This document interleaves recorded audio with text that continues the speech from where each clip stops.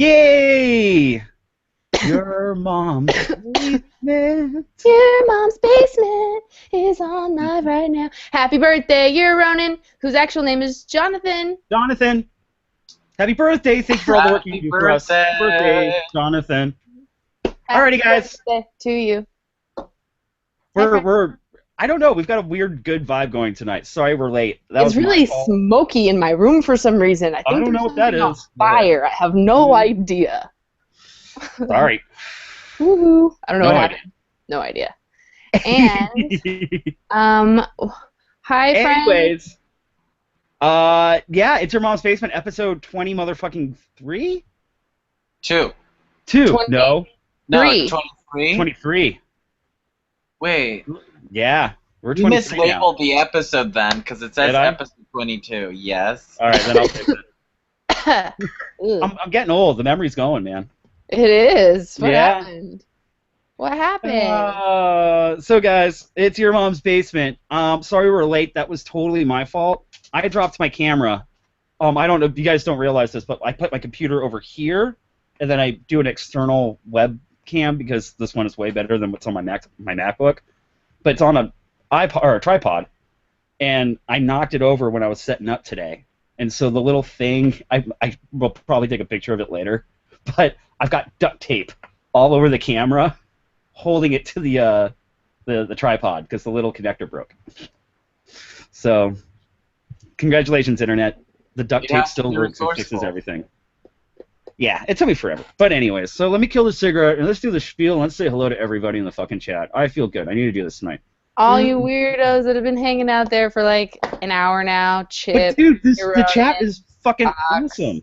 Who else is in there? I don't have the chat. Okay, so let me do the spiel, and let's say hello to everyone. Guys, it's your mom's basement. Everyone. It is an interactive comic book club thing, podcast, live stream.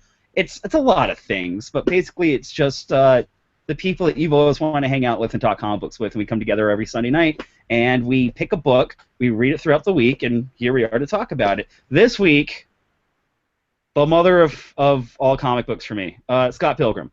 And if you have a copy of the black and white or the color, it doesn't matter. It all pretty much reads exactly the same. I'm really fucking stoked we are doing SCOTT Pilgrim tonight. I'm also really excited to talk.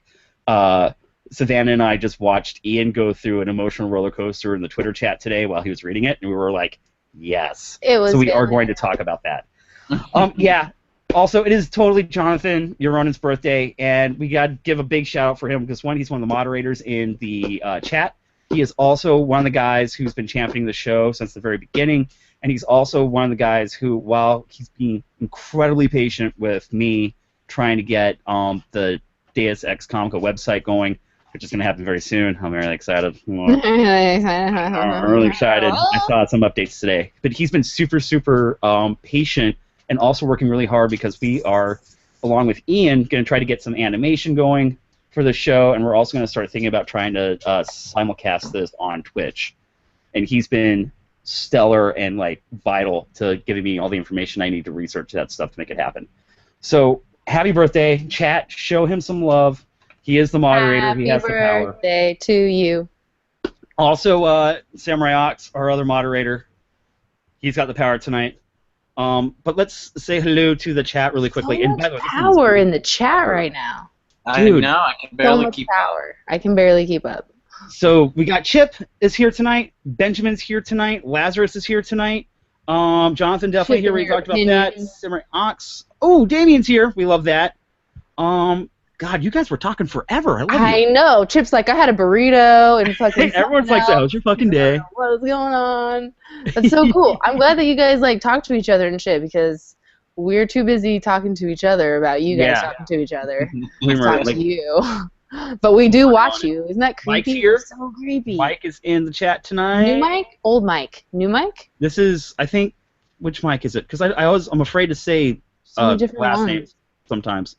Mike O, we're going to say. Oh. Oh. Oh. Oh. Oh. So, and then also, I always feel like I screw up your name because you were here last week and it was really awesome to meet you. KRNFXGNIT. Yeah. That guy. FX Gene it? But you're here and it's awesome and we're glad that you discovered and found the show. So, Welcome to Your Mom's Basement. What else do we need to talk about tonight? We're going to talk about Scott Pilgrim. Scott Pilgrim Volume 1. Which is called what? What's the actual title of that book again? My Normal Life or something? I don't know. Scott Pilgrim's Precious Little Life. Oh, Precious Little Life. Yes. So Chip and his opinions did not like Scott Pilgrim. Who else didn't like Scott Pilgrim? Raise your hand. Yeah. I had trouble with it at first, but I'll get to that. Is it too much sassy overload for you, Ian? It's a sassy comic. It's very sassy. Also, what else? Ooh, I think at least... I can't wait to hear what you think. Yeah. About that. Also, 2 out of 3 of us at least saw Suicide Squad this week. Yeah! And we liked it and we hated it. We hated it and liked it. Simultaneously. Also, there were some fucking awesome comics that came out this week. Yes, look at this book. This is a stack. This is Wednesday right here. Damn! It was a good fucking week, dude. It was such a good week. We got, like, Low, and Doctor Strange, and Nailbiter, and Black Science, and Paper Girls, and fucking Kill or Be Killed, new Ed Brubaker and Sean Phillips book. Like, this is the trophy of the fucking week right here. This one. Also, I don't know if you guys know this. I'm So Much Remender came out this week. I read. So Much Remender and Trees. The Warren Ellis came back. Warren Ellis, and the art's getting a little bit better on that. Thank God. Yeah, we were concerned about that change. Also, I read Low in trades, so I don't pick it up in a weekly. But that cover this week. Yeah, hold on. Where are you? I broke my rule, and I totally bought Low as a single. Did you really? Yes. It's very nice. It was nice. It's very nice. Nice. I totally didn't read it after Volume 1. The story is so insane. I love it, and it hits on such like an emotional, like moral of the story level, like right in the guts. I love it. Rick Remender, he writes all the feels so great. It's true. So much good shit. So guys, how was your week? Ian? My week was good. Right. Weird. Someone was in LA last night. Oh, I know. I went to LA. He's like, guys, I'm in LA, and we're like, what? What? I went to LA for like a couple hours to run an errand, and then. An errand? Yeah. Okay. And then on Saturday, I went on a 20,000 step walk, and I got all burnt. If you can see, my transparent anatomy doll skin it's like red. Are you crispy? I look like a KFC thigh. I'm not gonna lie. Oh, delicious. You can just peel off the skin and like. Sir, you are now a nice golden brown Adonis. Do not fool yourself. Thanks. I love it. And I went to the comic book store and I picked up a few things, and it's one thing that I do want to mention that's like my favorite thing right now. Kirk knows about it, but we'll get to that, I guess. Savanna, how was your week? My week was good. I busted my ass at the gym. I cleaned out my garage this weekend. Oh, I saw the picture of the garage. I want your garage to be my apartment. Yeah. I know, me too. Shit. It's my happy place. And it was a fucking mess. Oh, man, it was such a mess. Savannah's Garage really is, you should go over on Instagram and check it out. It is just awesome posters of rad comic art, a weight section where she can deadlift, and then the fucking motorcycles right next to it. And the motorcycles, yep. Like, it almost looks like, I know this is going to be weird, but I love the movie Tron, both Tron movies. Yeah. And it definitely looks like Flynn's kid's apartment at the beginning of the second one, where it's just a garage, and he just rides his motorcycle into the garage. I'm such a bro. It's ridiculous. Yeah. No, it's for we do squats and ponies. It's fun. There you go. Yeah. Also, I'm really excited because Savannah, I asked Savannah if she's gonna do a workout regimen for me. Kirk wants me to write him some programming, and I said, okay, you're gonna hate me, and like. Good, because guess what? I went back to the gym yesterday. I went back for the first time. Oh yeah. Did you get your flex on?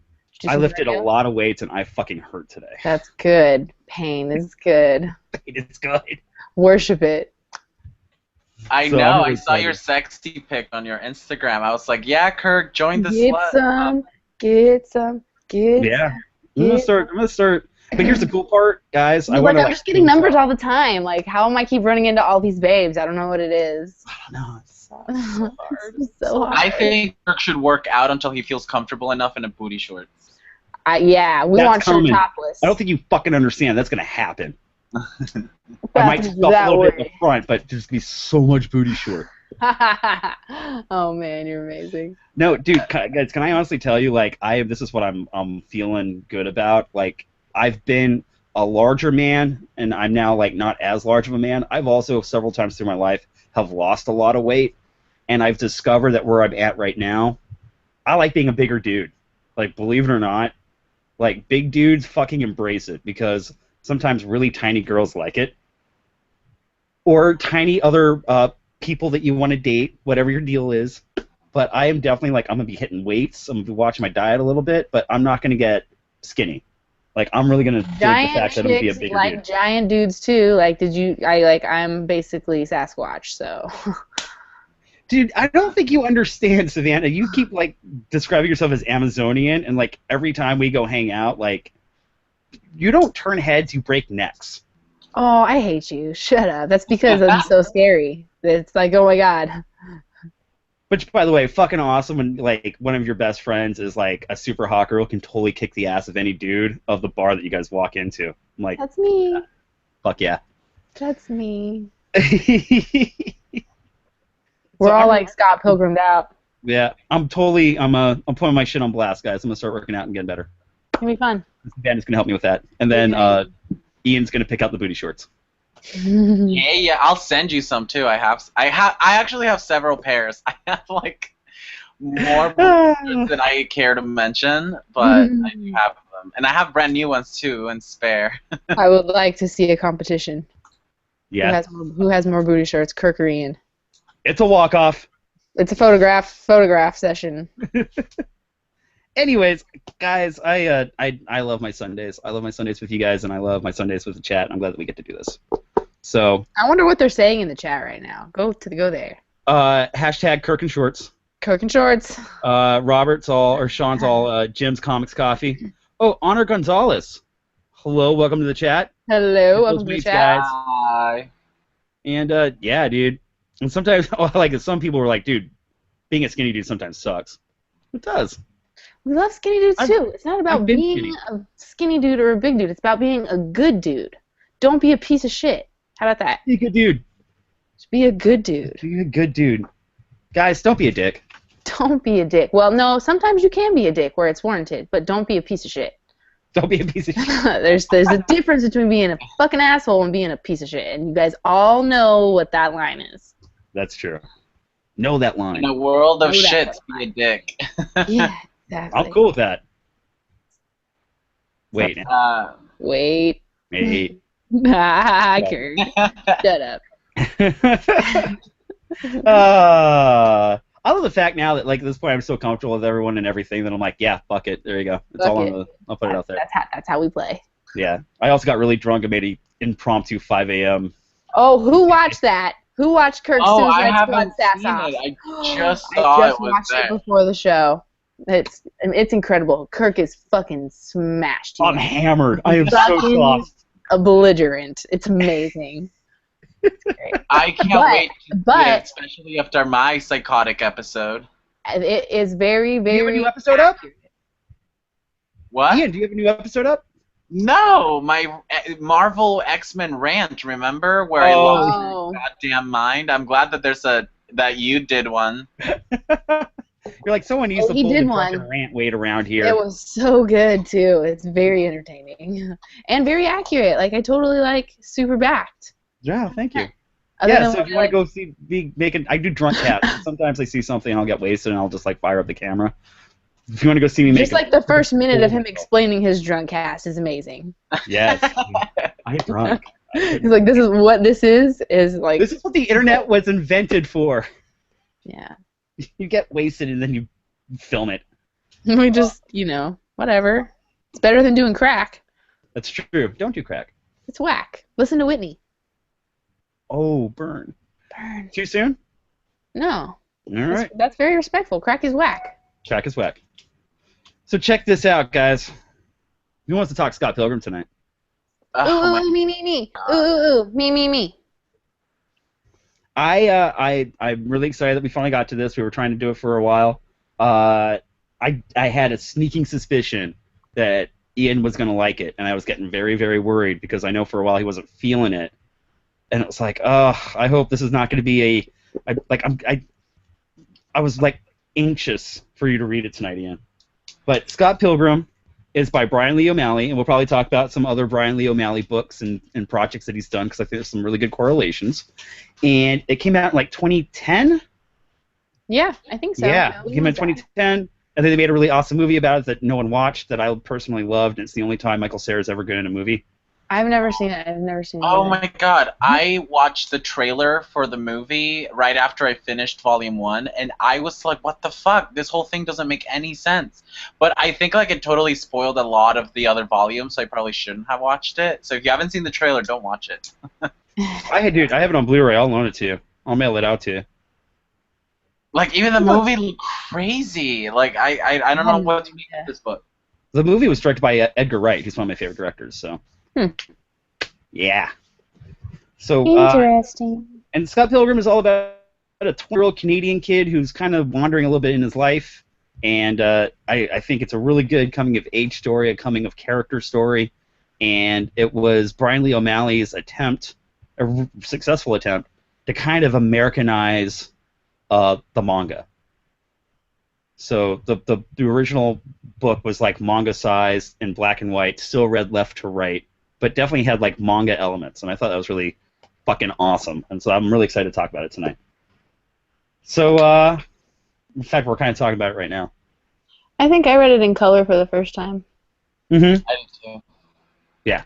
And you can read it in black and white. There's only a couple of changes between the black and white and the color editions. Like, there's a couple of panels that are redrawn, but it's essentially still the same book, so don't worry. Let's see. Let's see. Samurai Ox is saying, like, Kirk, you can confirm. Don't the volumes of the movies diverge from each other? Yes, believe it or not, like, the first part of Scott Pilgrim is this, and then it turns into a completely cool, different story movie. And it's its own thing. So I definitely don't think if you've seen one or the other, it'll ruin it for you. How many volumes are there total? I've only read the first one. 6. 6. 6. You know, just 6 of them right there. Yeah. Yeah. Precious. Do you want to read the rest of them, Ian, after reading the first one? Well, I definitely checked out Volume 2 right after I finished the first one because I was like so taken aback. Like, okay, so do you want to hear like my journey through it? Yes, I want to hear everything. I want to hear your opinion. I want to hear your journey into characters. And I'm probably even gonna read like the Twitter conversation that happened later after you're done talking. Oh man, it was so great, you guys. It was an emotional roller coaster ride in the dark. Okay, so it started with me not really thinking I was gonna dig it because I had kind of seen the art and I kind of knew a little bit about the story, and I was just like, oh, this is not gonna be for me, and I kind of went into it with negative feelings, and then I started the first couple issues, and thank God I did that Nostalgia playlist the day before, because that definitely got me through the first couple issues. Oh, man, it was so great. I was so excited about what you were doing there. I was like, I listened to all of that stuff as you were telling me to. Yes. And, because the first couple issues were, like, very, like, they felt very awkward, but everything feels awkward, like, when they first start doing it, which was fine, because then you get a fucking gold mine when you get to, like, the third part. Well, they're not issues. It's separated in issues, but I don't think it was printed in singles, right? Yeah, it's only one volume, but there's definitely chapters in each volume. Okay, cool. Yeah. Okay, so I'll say chapters. Okay, so by the third chapter, I was like, that one hooked me, and then I took Scooby Snacks, and then like chapters 4 and 5. I got high. I was just like, what the fuck is going on? Like, people were being turned into money, and I was like, what? Did I make that up? I had to reread that page like 5 times because I was like, I missed something. I don't know what's happening. And then at some point, Ian thinks like the comic is like totally turned on him. Like, this can't be really actually happening right now. Yeah, he's very confused. And Scott Pilgrim is a really adorable fuck up. So there were a couple things that he did that were really messed up. That I was like, damn you. I was on the other side of that. And I mean, I don't know how spoilery we want to get. I guess we don't want to get that spoilery. I think we can get spoilery. Okay, cool. So get spoilery. Fucking Scott like refuses to break up with this adorable little Asian girl, and then he's interested in another girl, and then like I don't know. It's not just another girl. It's like the girl. The girl. It's the girl from his dreams. And the girl that he's like not breaking up with, he's not breaking up with just because he's like doesn't want to like make her sad because she's so young and cute. Like so he's 26, right? Dating. He's 23. 23 dating a high school girl. Yeah. So the whole thing is about him dating a high school girl. And how like adorable that is. It's not adorable. I know. You're just like, oh fuck, why? And everybody is like, Scott, like, what the hell is wrong with you? Stop it! Don't do that. Except for his roommate, who's also a piece of shit, but not a piece of shit. It's I love the roommate. I love Wallace. Wallace is awesome. I love Wallace. Wallace is also one of the best characters in the movie. He's so well written. Yeah. So well written. I love Wallace because at one point he was like, break up with her, Scott, and he's like, and he's talking about the feelings, like, break up with her, Scott, and like, it's so fun. Yep. I love him. Very sassy gay guy, and I love like when he's like, can we just pretend about boys when you talk about girls? That's like totally me with my straight friends. Can I just pretend like they're boys, please? Yeah. I totally thought of you. The cool thing is like, don't know if we want to get into the conversation right now, but like Scott Pilgrim is not a necessarily likable character in the book. No. Which is, I think, something amazing because I'm still reading this book, but it's when I first started picking it up, I was like, why is everyone into this thing? Like, this guy's kind of a piece of shit. He's not a dick. He's kind of a piece of shit. And I think it was really interesting because it's the entire cast and the situation and watching how Scott kind of rationalizes his crappiness to his friends, but it seems like the only person he's ever actually honest with is Stacy, his sister. Mm-hmm. Like that phone conversation they have, and she's like, "What are you doing?" He's like, "I don't know, but I'll let you know when I finally figure it out." Like that's the only time he's actually honest with himself, and it takes his sister and a phone call to do it. But he's constantly always rationalizing or making excuses or acting pretty much like everyone else is crazy with all his friends. And it made me really pissed off. It makes me so pissed off at reading about Scott Pilgrim. He's not likable. A lot of Brian Lee O'Malley's characters are not likable in his books. It's interesting. Yeah. I think that makes them more relatable because everybody's actually an asshole on the inside. Mm-hmm. Well, I mean, like he's like an adorable fuck up though. Like he's very like you shouldn't like him, but you do.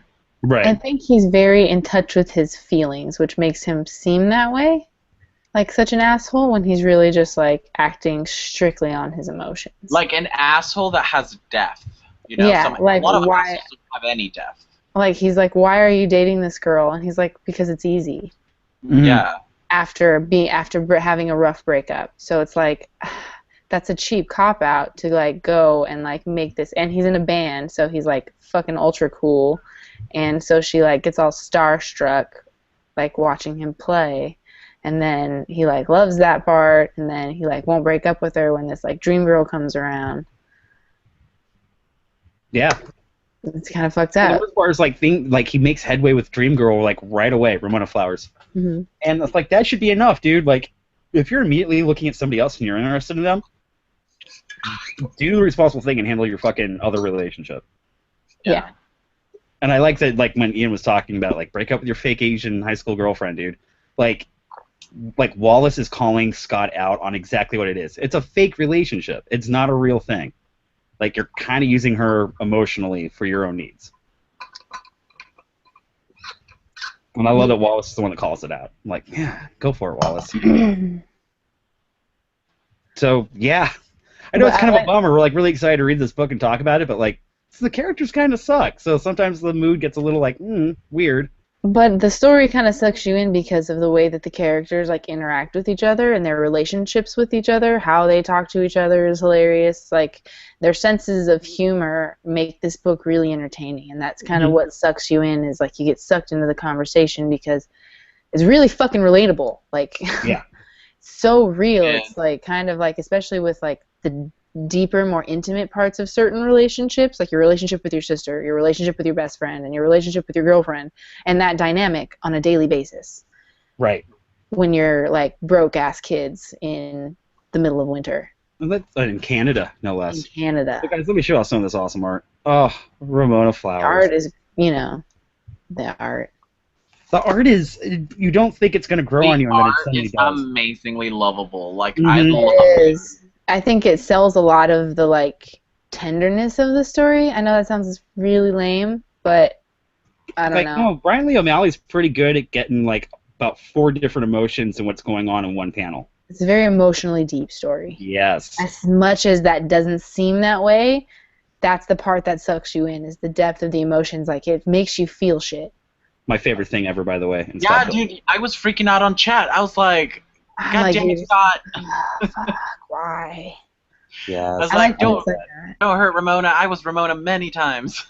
I know, but what's Ramona's deal? Okay, so I get that she's like super fucking rad. She's got pink hair, fucking cruise around on rollerblades, is the Amazon delivery chick. She's American. She's like new to town. She fucking wears weird shoes that she got in Europe. So she's like rad, I guess. And like, which, by the way, someone had to actually like Samurai Ox reminded me, those are Mr. Smiley's shoes. Yeah. Go look up Mr. Smiley. Mr. Silly. Yeah. But yeah, dude, like, I mean, I love how he's able to. Why does she keep doing this to dudes? And on the shit that happens at the end, and she's like, I have this many. Like, what is she? Is she like finding dudes that just happen to be evil? Like what does she do to people? I don't know. And that's the part that she seems like that makes her seem like a supervillain to me. She's a little bit of a villain. And then where did Scott get his badass skills? I mean, I get the whole like band thing, and I love how they like played that into there. But where did he learn to be a fighter?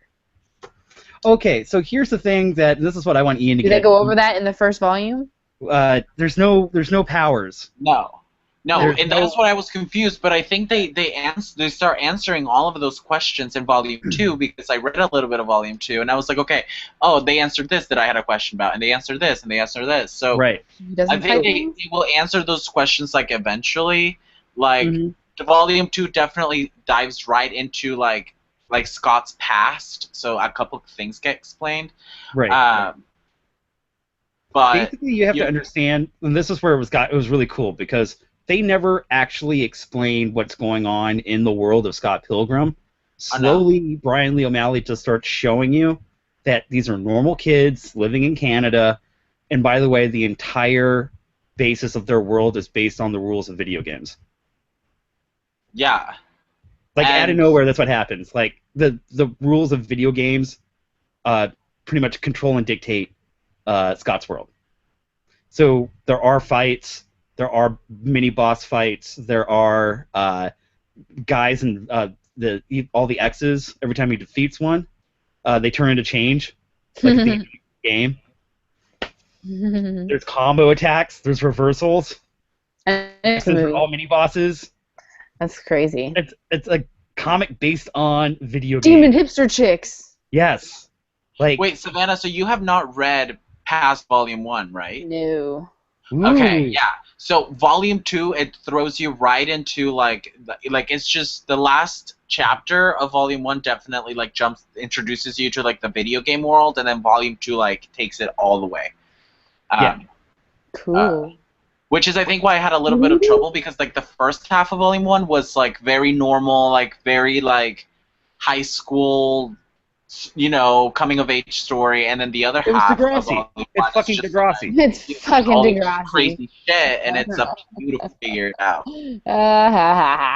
What happened? Not Degrassi. I don't know what Degrassi is though.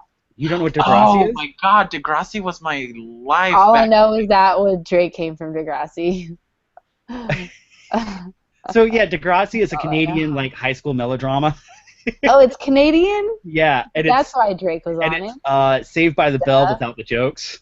Oh, it's like Saved by the Bell, but like hardcore shit. Like people are like getting syphilis in some episodes. There's school shootings. Like there's God, that sounds like nothing I want to watch. There's characters like imagine every psychological. Okay, Scott Pilgrim is hilarious. Like it's, like you laugh out loud when you read it. You're just like like that. Yeah. So, but it's based on video game rules, and it only gets better and better. And I like the fact that. So does he have to like save his game and shit? What's that? Yeah, sometimes, dude. It's Degrassi meets. Okay, here it is. It's Degrassi meets Double Dragon. Oh, what? I know what Double Dragon is. That's what Scott Pilgrim is. Okay. Okay. All right. All right. So, and there's 6 volumes of it. And it definitely explains a lot of the backstory. And I should just start buying them, but if I start buying them, then I have to get another bookshelf because I'm legit. Can't. This is serious. It's a problem. I have no more fucking room for books. Look at this shit. You want to look? Do you see this? What are we looking at here? Do you see that mountain of books above my head? One day that's gonna collapse and like kill you. It really will while I'm on camera. So fucking don't pray for me because I'm not into that shit. Oh, dude. So that's Scott Pilgrim. Okay, so let's talk about some of the characters. Okay, who do you want to touch on first? Because it's a lot. Okay, so was there any particular character that jumped out at you besides Scott and Knives and Ramona and that whole weird situation they've got? Anybody that jumped out to me out of that group or within that group? But any character in the book. Oh, Wallace, yeah, for sure. He's my favorite. Okay, Wallace is your favorite. Awesome. You got to watch the movie. Wallace is one of the best characters in the movie. Is he? I wasn't impressed by the actor on the trailer. Oh, it's one of the. He should be more. He should be more Babley. Yeah, you think so? Ian. I definitely think so. Not attractive enough for you. Keep showing off some of this awesome. By the way, yeah, there is. I could cast that better. But let's see what else.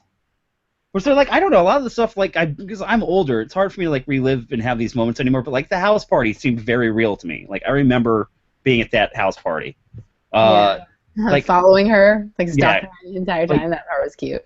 Especially totally trying to handle. Oh God, this is gonna make me sound shallow. But when I was playing it in bands a lot, the whole scene at the Rocket with the Battle of the Bands and all your friends there. Yeah. I've definitely been in that situation, and I've definitely been that guy I'm in the band tonight, but I'm running around trying to kind of appease all my social groups and circles to make sure I'm not being a total jerk by ignoring everybody. Your 2 girlfriends walking at the same time, and you're like. That never happened to me. Oh, yeah, right. That's happened to me. Yeah, right. I walked in, and it's been a shit show. It's happened to you? Really? Yes. That's the most awkward place to be.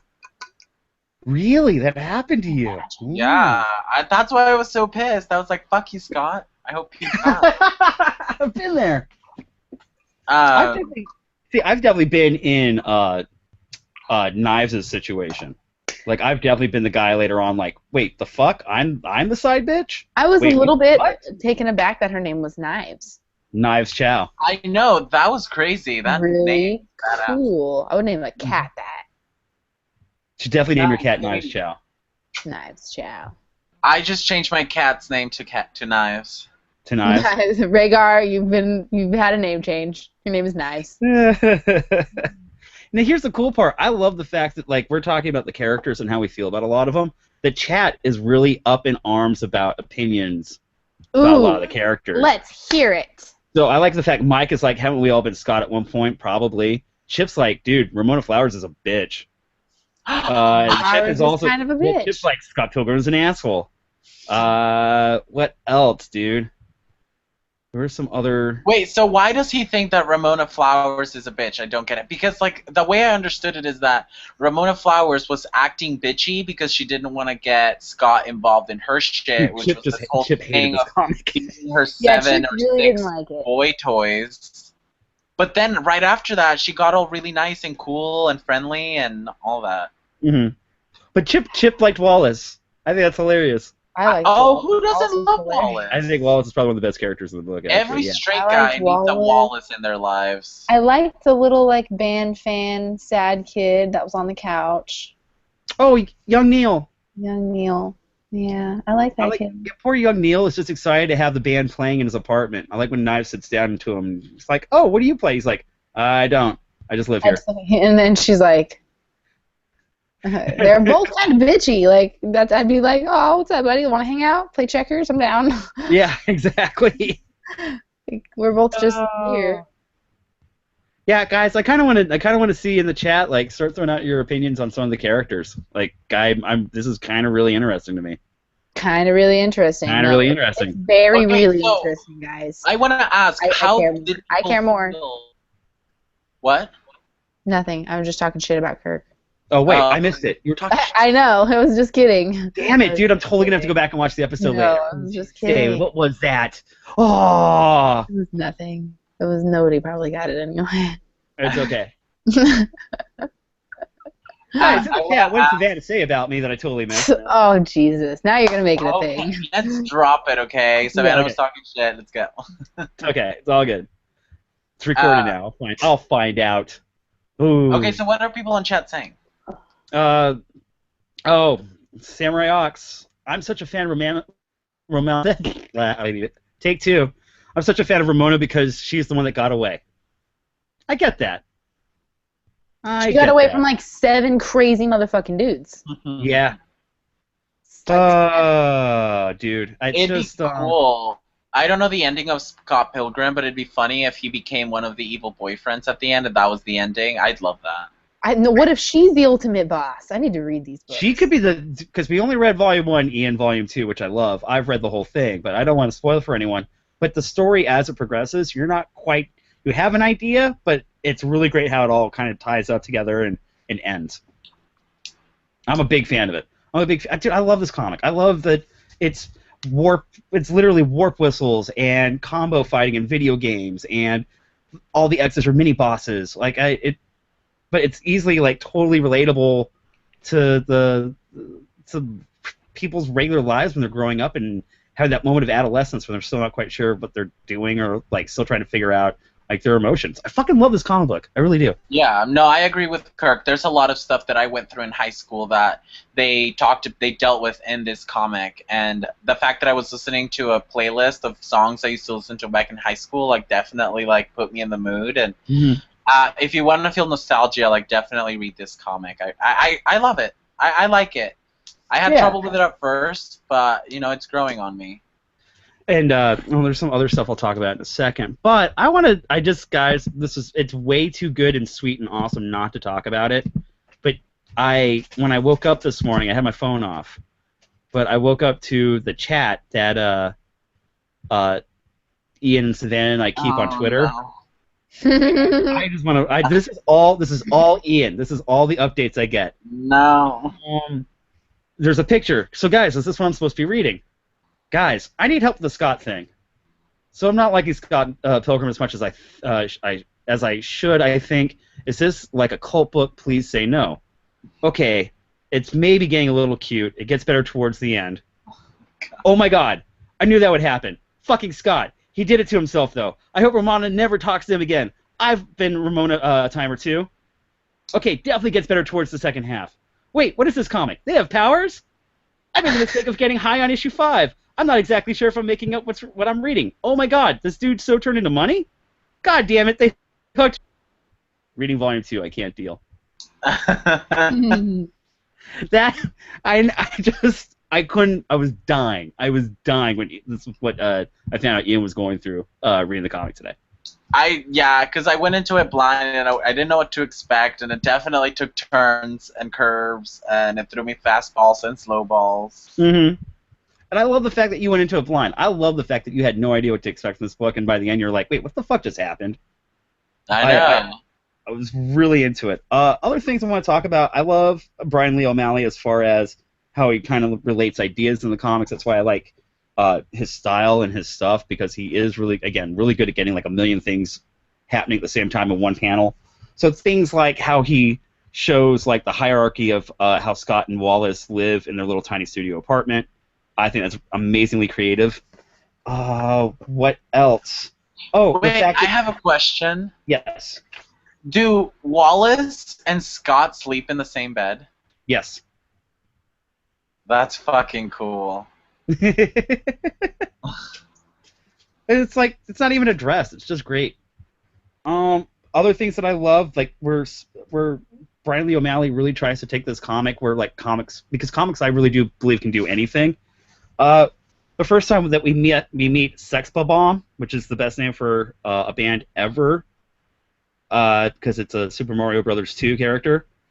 He actually writes song lyrics throughout the scene with them practicing, but he also gives you a little chord chart on the guitar if you actually want to try to learn the song and play along to what the band's doing. And it's got all the little like lyrics, and it's even showing you like where the chords are for some of the stuff. And Brian Lee O'Malley literally tried to teach you a song through a comic book. I read it like 3 times. Yeah. I was like, yeah. Okay, I got this, guys. Wait, Kirk, you know how you just pointed out that reference with the band name? Mm-hmm. Who fangirled when, like, Scott points out, like, he's wearing a jacket with the School for Gifted Youngsters emblem on it? Right here. Like, I died. I was like, fuck you, Scott. And then I immediately went on Google and I was like, where can I get this goddamn jacket? Someone told me it's out there. You can get it. Yeah, no, I found it. It's in my really? Amazon wish list. I'm going to buy it. Sweet. Cool. We can have a Scott Pilgrim X jacket gang. There's a lot of cool references. We're starting a gang. The chat says we're starting a gang. It fucking Chip with his, like, bullshit effort. It's like, can we be the Savannettes? There's 2 T's in that, A. And B, no. Come on. We're way too cool for that. That's no. Wait, what's happening? We're starting a gang. We're starting a gang. Awesome. Yeah, but I'm not the leader. I think Ian should be the leader. He's the most like he's the evil genius. Galactus gang names, Euronin says. I like it. G3. No. Galactus gangbangs. That's awesome. Ox started the gang. We started a gang. We're starting a gang.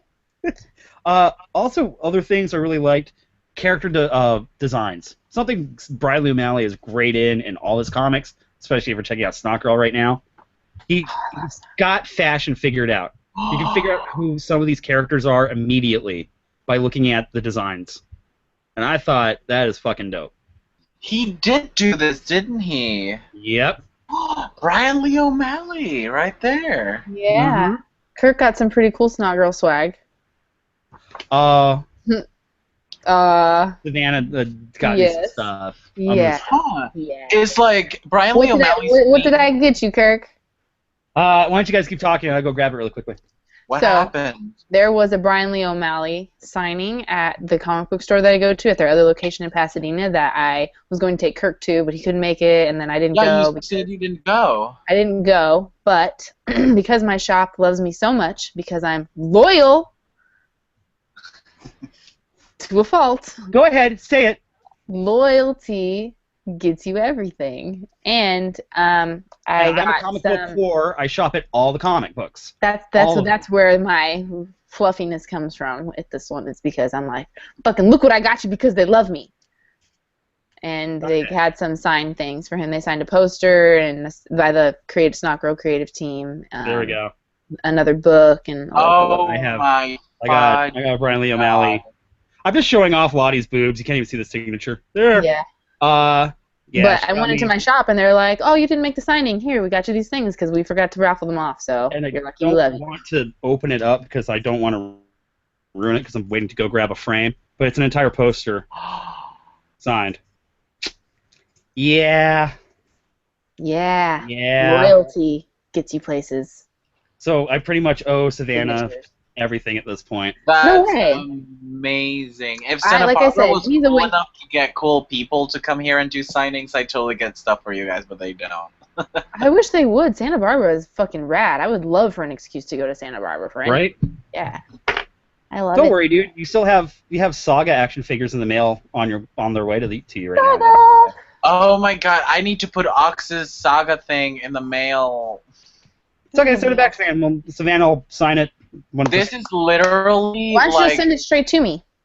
This is... Oh, well, send me your address then. But this is like Sisterhood of the Traveling Pants over here. It's been like a month. This book has been all over fucking California. Like, it's crazy. Yeah, this Ox's Saga book is just like... It's getting like stamps on its passport right now.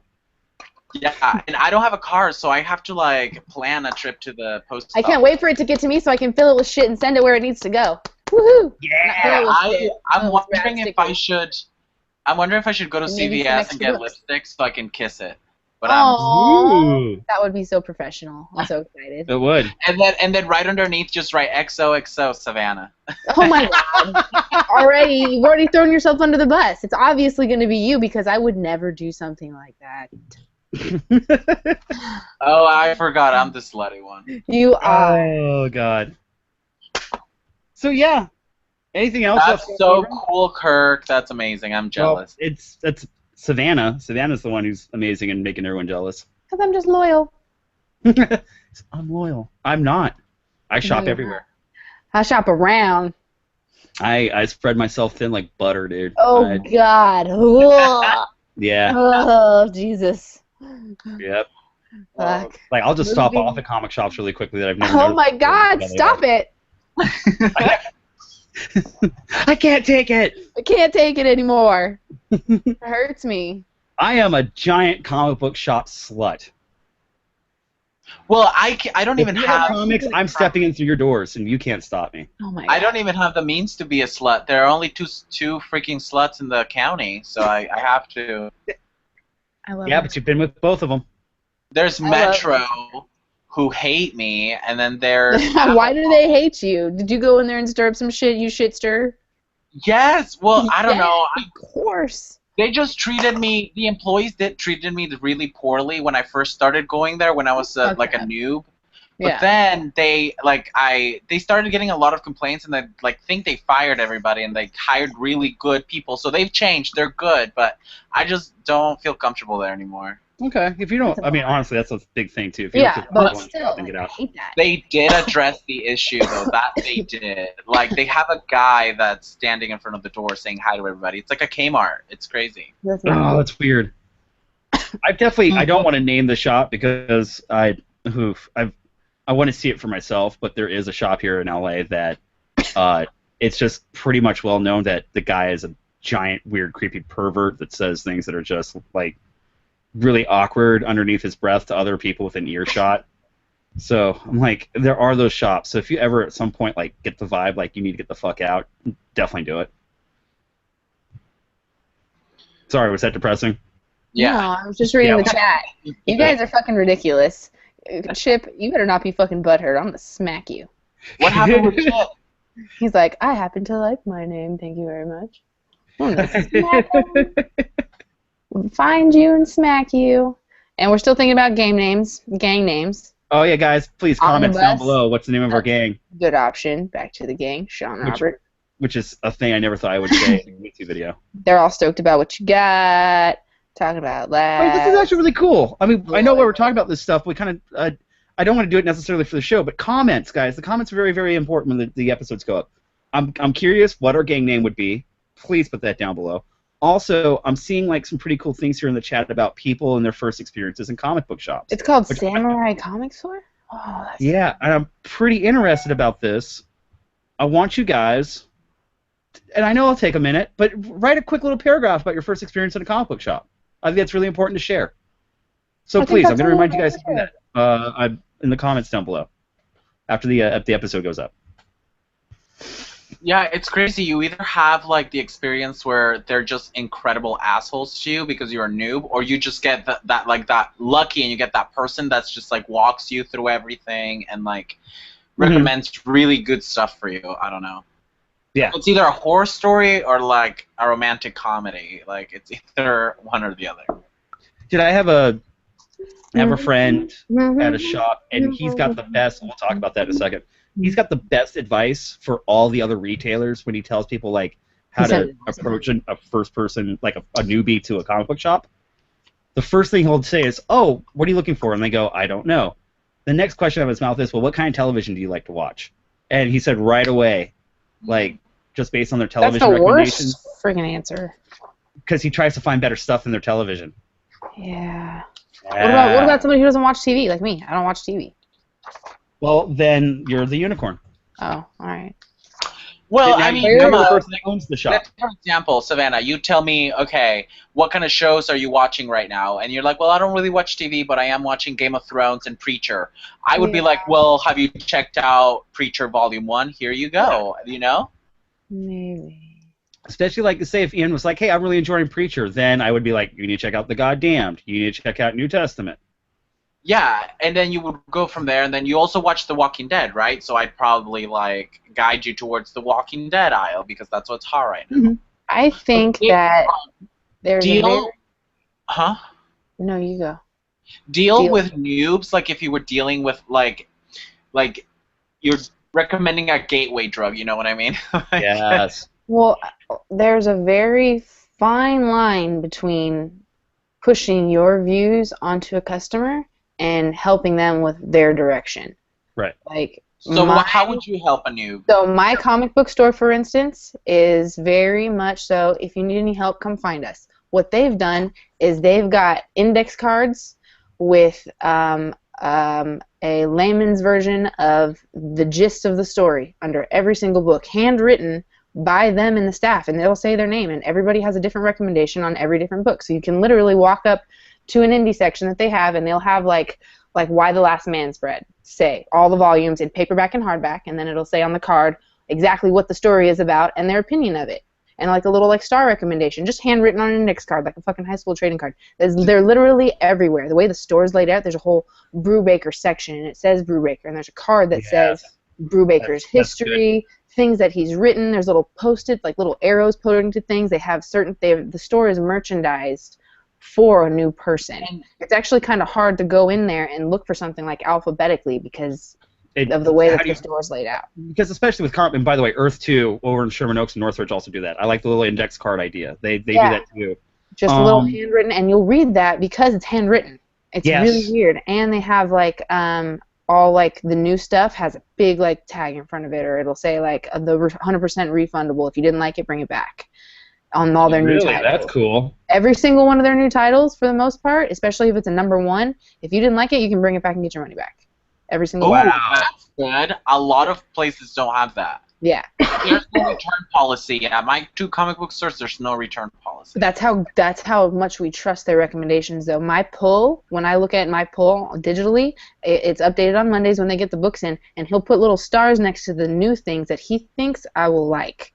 So that I can either check it to put it in there, and each one you click it, and there's a description of the book and what the next one looks like and the synopsis for the next book on all of them, and you just click it and you can subscribe. It shows you all what your things are highlighted in all of the new lists, so you can see everything that's coming out, and your subs will be highlighted, and you can check and add all, or you can remove all up to like 2 days before you go. My store is the shit, and I wish they watched the show because they would love me, but I'm sure they don't. But my store fucking rules. And they fucking should. And I just want to touch on maybe a different mode of kind of dealing with noobs now. This is pretty recent because there's only 3 issues out, and this is my new fucking favorite thing. More than, I mean, I love the shit I picked up this week because, I mean, come on, Kill or Be Killed and Animosity, but I also found Image Plus. Yeah, dude, I'm so glad you're talking about this. Yes. Which is just this sexy magazine that Image is putting out. I mean, I don't know much about it, so if I say something wrong, make sure to correct me. No, okay, but go for it. There are articles, full-on beautiful articles with the writers and artists and people in the industry. There are, I mean, there's shit like sample art, so you can see like where they got their ideas and stuff. Like, do you see that? Mm-hmm. You see that? Okay, like that's so cool. And like not only is it like a full-blown sexy ass like magazine with full articles, you also get previews to whatever they're releasing that month, I believe. And on top of that, you also get cool ass motherfucking posters, like full pagers. Look at this shit. This is Paper Girl. So you get art, you get articles, you get previews, you get this is just so cool, and it's $1.99 or free. So my store charges for these, but who knows? Maybe your store carries these and they're free. The Image Plus. I'm so glad Ian brought that up. The Image Plus. It's only been out for 3 months. It's kind of like a subsidiary. It's almost like an addition to the previews catalog that comes out that a lot of shops order from. That's for you to like go through and kind of like figure out to ask your shop to order comics for you. And it's kind of a big deal because Image finally kind of figured out that they have enough of a niche in the company or in the industry that they wanted to put out their own magazine to highlight that stuff. Yeah. So that you go to your retailer and go, hey, I like this preview. Can you order that comic for me? And it's really fucking smart. And like Ian was saying, it's not just like, hey, so you buy more stuff. It's not just the preview. It's not just like the big ass, thick ass previews book that it takes you like a week to get through. Mm-hmm. No, it's like a full blown magazine. It's so good. I bought all 3. Yes. Now here's the other cool thing that they're doing. There's a backup story by Robert Kirkman in each issue, and it's giving you Negan's origin story from Walking Dead. And you can't get that in the comics right now. So, like, you do Image Plus, like, yes, dude, Ian, thank you for bringing that up. It is, I definitely highly recommend people doing that because so if you just want to get more information on what you're gonna pick up that month for Image, like especially because if you're especially a 90% Image guy like me, this is definitely good to have. Mm-hmm. Oh my, and I mean, and also like the posters you get, like I don't know, I bought it. It's good. I love it. It's only $1.99. It's only $1.99. It's totally worth. By the way, not sponsored. This is a good thing. Yeah. I'm telling you about this because no one's paying us to do it. So, yay! What else? Was that Scott Pilgrim? That was Scott Pilgrim. That was Scott Pilgrim. Killer Be Killed. Killer Be Killed? You want to talk comics? Yes, please. Let's talk about this week's comics. And I know Ian got some pretty rad stuff. We all got some pretty rad stuff. There's some really good shit that came out this week, guys. Killer first one is Killed. And this is Ed Brubaker and Sean Phillips in their next project. Guys, it's so fucking good. I get chills just flipping through it. Whew. You know what? We needed that. This one is fucking amazing. This is how I would describe Killer Be Killed. It's it happens more in modern day. Ed Brubaker, Velvet, Criminal, everything that's fucking awesome. First time he's actually kind of writing something a little bit more current day. And the way I would it's a gritty revenge story, vigilante story, but it's also got Ed Brubaker's noir vibe to it, and I like the fact that he's able to pull off the noir vibe in current day. Look at Savanna. I love her. She's like, look at it. Look at the art. I was looking at something else in my movie. Hold on. Yeah. And also, I honestly think if you're a fan of Death Note, yes, it's kind of like it's a. I'm not joking, guys. If you like Death Note, this comic's for fucking you. I'm telling you right now. This comic is going to fuck you. Yeah. It's if Dexter, Velvet, and Death Note had a baby. Yes. Like, I love the whole, like, it's so, like, dark. It's so dark. And it's all about a guy. We get first introduced to him, and he is wearing a red hood, a hoodie. He's got a pretty badass shotgun, and he's just wasting fools. And the narrative is straight up like, hey, I'm just killing bad guys. And right away, you're already hooked. Like vigilante style. It's totally vigilante style. But it's graphic. Like, there's holes in people. Like, yeah, dude. It's amazing. Let's show off some of that graphic right there. That is great. And I love this book. And at this point, I swear to Christ, I don't think Brubaker or Phillips can do anything wrong. No, like I don't think they're capable of writing a bad comic. They're not allowed to write with anybody else ever again, and they're never allowed to stop. Like, fuck. Yeah. Ooh, by the way, I keep saying Death Note, and some people might not know what I'm talking about. Ian, would you like to describe that Death Note? Ooh, yes. Yeah. So yes. So on Netflix right now, I believe it's still up there. If you want to watch it, it's an anime about. Well, it was originally a manga. I'm working my way through that because I loved the anime so fucking much, and I think it's like 40 episodes, Kirk, right? Yes. 40? It's a meaty series. That's why I love it. Yeah, and it's about this guy who finds a notebook outside of his like school building or whatever. He picks it up and then he takes it home and doesn't think any. Wait, he takes it home or gets rid of it? He takes it home, I believe, and he finds out that it's a book that has the power to kill whoever name you write on in the notebook, and it's attached to a demon called Ryuk, and he's so fucking cute and awesome, and I need an action figure of Ryuk in my bookshelf back there. But it's so dramatic. Who loves the chip scene? Me. There you go. You watched it, right, Savanna? Yeah. So if it sounds like we just pitched you this weird manga anime about a mystic notebook that has the power to kill people when you write their name in it, and then my dog looks like Ryu sometimes. There's a whole demon involved, and I'm like, by the way, this element is in Killer Be Killed, a vigilante comic. Yeah. Everything about Ed Brubaker is that his stories are not what they seem, and that's what's amazing about him. Like, so it's like you got this fucked up character that's fucked up for reasons like totally real, like things that are very, very common, normal shit that people deal with all the time with personal relationships. Does some fucked up things, escapes that fucked up thing, and then some more fucked up things happen to him because he escaped said fucked up thing. And it's so good, and the way like that fucking character is written, like even the evil ass bubbles like are so different, and the way its face is and how it's like just like a fucking smoky cloud. Kirk, oh my god, this thing is so sick. It's so sick. I was just like, oh, what is happening? So what especially if you liked, and we've talked about it, go check out that episode, Fatal. Yes. If you liked Fatal, and Fatal definitely was like, it's a crime noir, and you got to be careful of this woman because she's like a Black Widow. And then come to find out, there's like evil death cults worshiping like demons in that comic, because like out of nowhere, that's more of that, but in this. I love this comic. This is such a great first issue. Supernatural, and the time is not like we ever get with Brubaker Phillips. We've not had any current shit from him at all.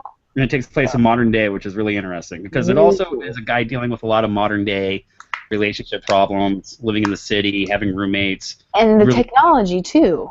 Yeah, he feels very disconnected from his friends. He doesn't really feel like he's necessarily understood. And, you know, he literally has to start killing bad guys because his life depends on it. Yeah. It's really cool. Oh, fucking you guys will really love this one. Fucking love it. So that was, and I feel bad. Digital tonight. Just read it digital, just real fast. You need this one. You need this one like you need the last Star Wars book.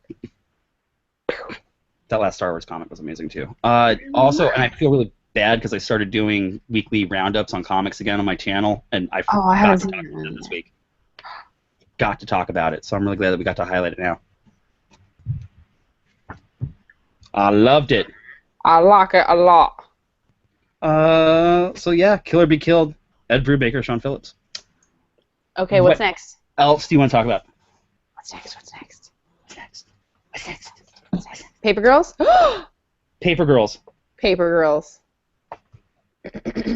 Paper Girls. Hold on a second, I'm gonna my stat. Ian, did you read the Paper Girls? I did. Very, very good.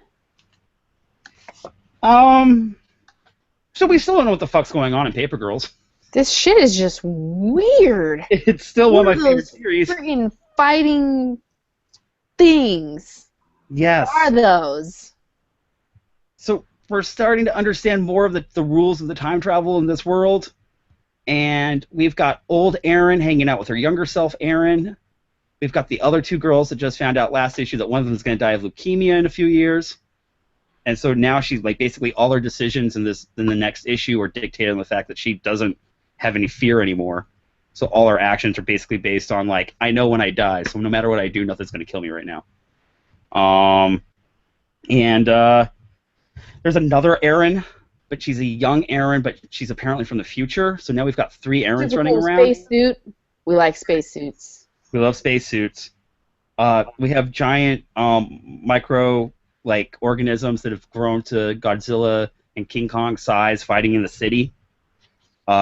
We still haven't seen any of the other characters from the future that we saw in the first volume, which is very, very,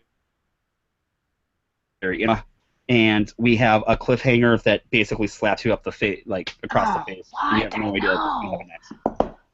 Fucking crazy town. And I love the cover on this one. It's super sick. Yes. Paper Girl, and the art's still amazing. Oh, let's see. Let me show you, we give you an idea of, what the fuck is going on that we don't know what's going on. Cool, guys. We have a giant worm. Oh, man, the giant worms are weird. Giant worms are weird.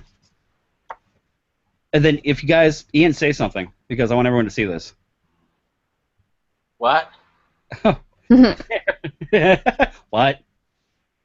Also this week we found out that Ian got drawn into a comic. What is that? I have no idea. I just put it on because I was letting you guys talk about the issue. Oh, okay. Do you want to talk about it? What are we talking about? Paper Girls. Paper Girls. It was good. I still don't know what the fuck is going on. Shit's getting cray. This is gonna be a good one to read in trades, because you need to read it all consistently, or read the one before this, before the new one, kind of every time. Right. I think that helps with cohesiveness. Also, did you guys check out the back of Paper Girls, this new issue?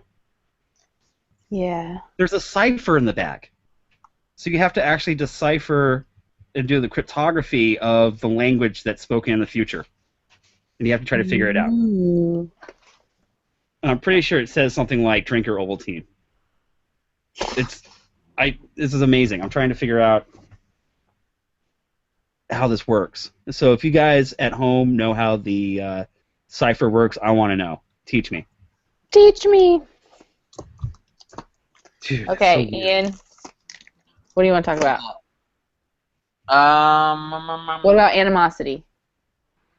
Yeah, that was another good one. You know,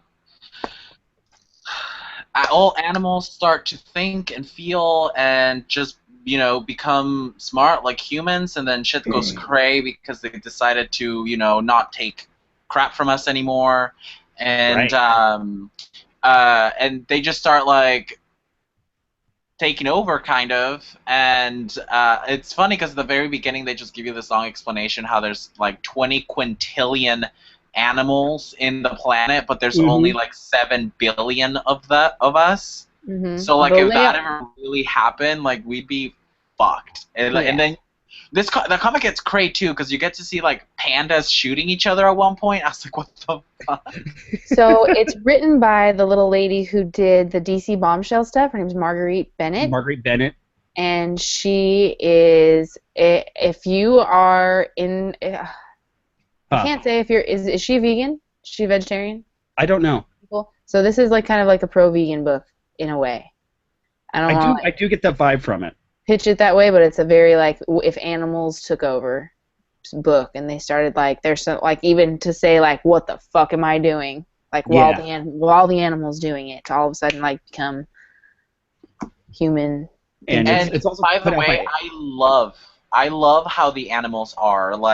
There's one part where a cat wakes up its owner to be if you ever fucking touch her again, I will kill you, motherfucker. Yeah, and there's on the cover, there's the hamster mom is eating baby hamsters, and the baby hamsters are run away. She's fucking evil. And there's another one where there was what were the other examples? Because that's how the book starts. Okay, so I'm looking all these different situations, one after another. All the animals God, okay, so it definitely taps into the mind fucks you. Oh my god, you guys, look at this shooting fucking pandas. They're shooting the fuck out of each other. Yeah, it's the tiger's eating something, or the relationship with the dog and the girl. That's the hamster one. Yeah. The one that killed me was the polar bear that takes a bite out of the seal. Yeah. And when he becomes self-aware, he's the polar bear is really done? Oh my god, what have I done? Yeah. And then there's the one with the dog and the little girl. Oh. That one. Fuck. Basically, if you took Hitchcock's The Birds and mixed it with any Pixar film, Yeah. this is this comic. And Old Yeller, or like a dog-friendly book. Dude, I think if you really like Brian K. Vaughan's Pride of Baghdad, this is definitely up your alley. Yes, definitely. Excellent. Yeah, hell yeah. Mm-hmm. I couldn't think of anything else to relate this to. I really couldn't. It kind of feels like East of West sometimes when it's like not the story, but like the way way it's laid out, how like white and bright it is. Oh, good call. Know? It's very like light colored and almost Final Fantasy like ish, kind of that dusky. It's got this weird magical feel on some very real stories. It does feel very fantasy, doesn't it? Very they put it like this fantasy that sells it. It's weird. I don't know how to explain it. Not like in Paper Girls, because Paper Girls is very like solid colors. This is like sparkly almost. It's weird. God, the one that like is just killing me right now. I keep going back to the one panel, and it's the woman who's putting her dog down. Oh Jesus. And the dog saying, "Don't understand," or "Don't cry, I understand, and I forgive you."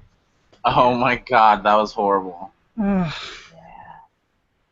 I love this comic. It's depressing, and I love it.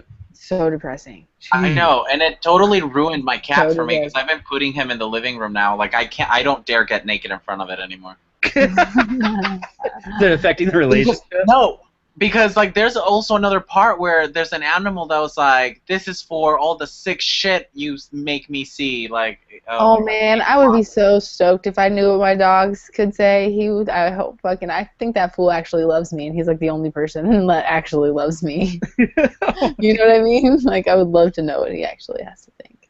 I spoil it.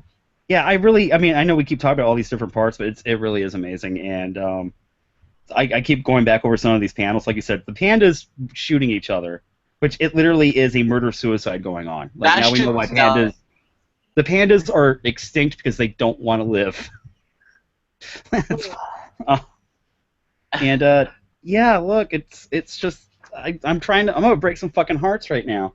So, here's the dog Sandor, and his owner, Jesse, and it just, like I said, the animals have just started talking, and he says, I love you. That's all you need to know. I just love you, and I'm yours. And then the next one is, aw, I love you too, and the dog is crying. The dog is crying. It's crazy. Go buy this. It's crazy. Oh, Go God, buy this comic, guys. And also really watch out for Aftershock Comics because they are getting some awesome creators doing some awesome stories right now. Mm-hmm. If Animosity is any indication, I cannot wait to see what they have like in the future for me. Yeah. That was very different. They've got a Mark Waid story coming out right now. If you want to go read something fucking totally different, go get that one. Brian has and by the way, the name of the comic, fucking genius. Animosity. Oh, get out of here. It's so good. I'm legit just curious to see where the story's going. Like, right, I have no idea. I'd love to hear this one get pitched. So the animals are turning on us. The animals have turned. Some of them love us. Some of them are really protective. Yeah. And like did it say why it just happened all of a sudden? Mm-hmm. There's no explanation yet. No explanation. Yeah, they're just, all we know is that it's called The Wake, and that... And there's a cool explanation for why they called it The Wake, because they didn't want to seem like it was something that was more morbid than the beginning of the end or the end or something. Right. Yeah. But, I mean, this is the beginning of the apocalypse, and it's the fucking animals that are the cause of it. Congratulations. Yeah, it's an apocalypse thing. Where's my dog? I need to tell her that I love her really quickly. Jesus Christ. Tessa, where are you? I love you, baby! She looked at me really quickly. She's like, yeah? I'm like, all right. Rick, if you about me, he's over there. Feed me more cheeseburgers. What else came out this week? How about... I got Tokyo Ghost and Godzilla Oblivion. I got Batman, which is losing me. Lady Killers. Punisher. Motherfucking Tokyo Ghost. Tokyo Ghost. Yes. Very Second to last issue. I know. And shit has hit the fan. We're finally starting to see. Who got what cover? I got this cover. I got the Moose cover. Okay, there was another It's ending? Tokyo Ghost is ending? Yeah. Issue 10. Oh, so we're in issue number 9? Yep. Yeah.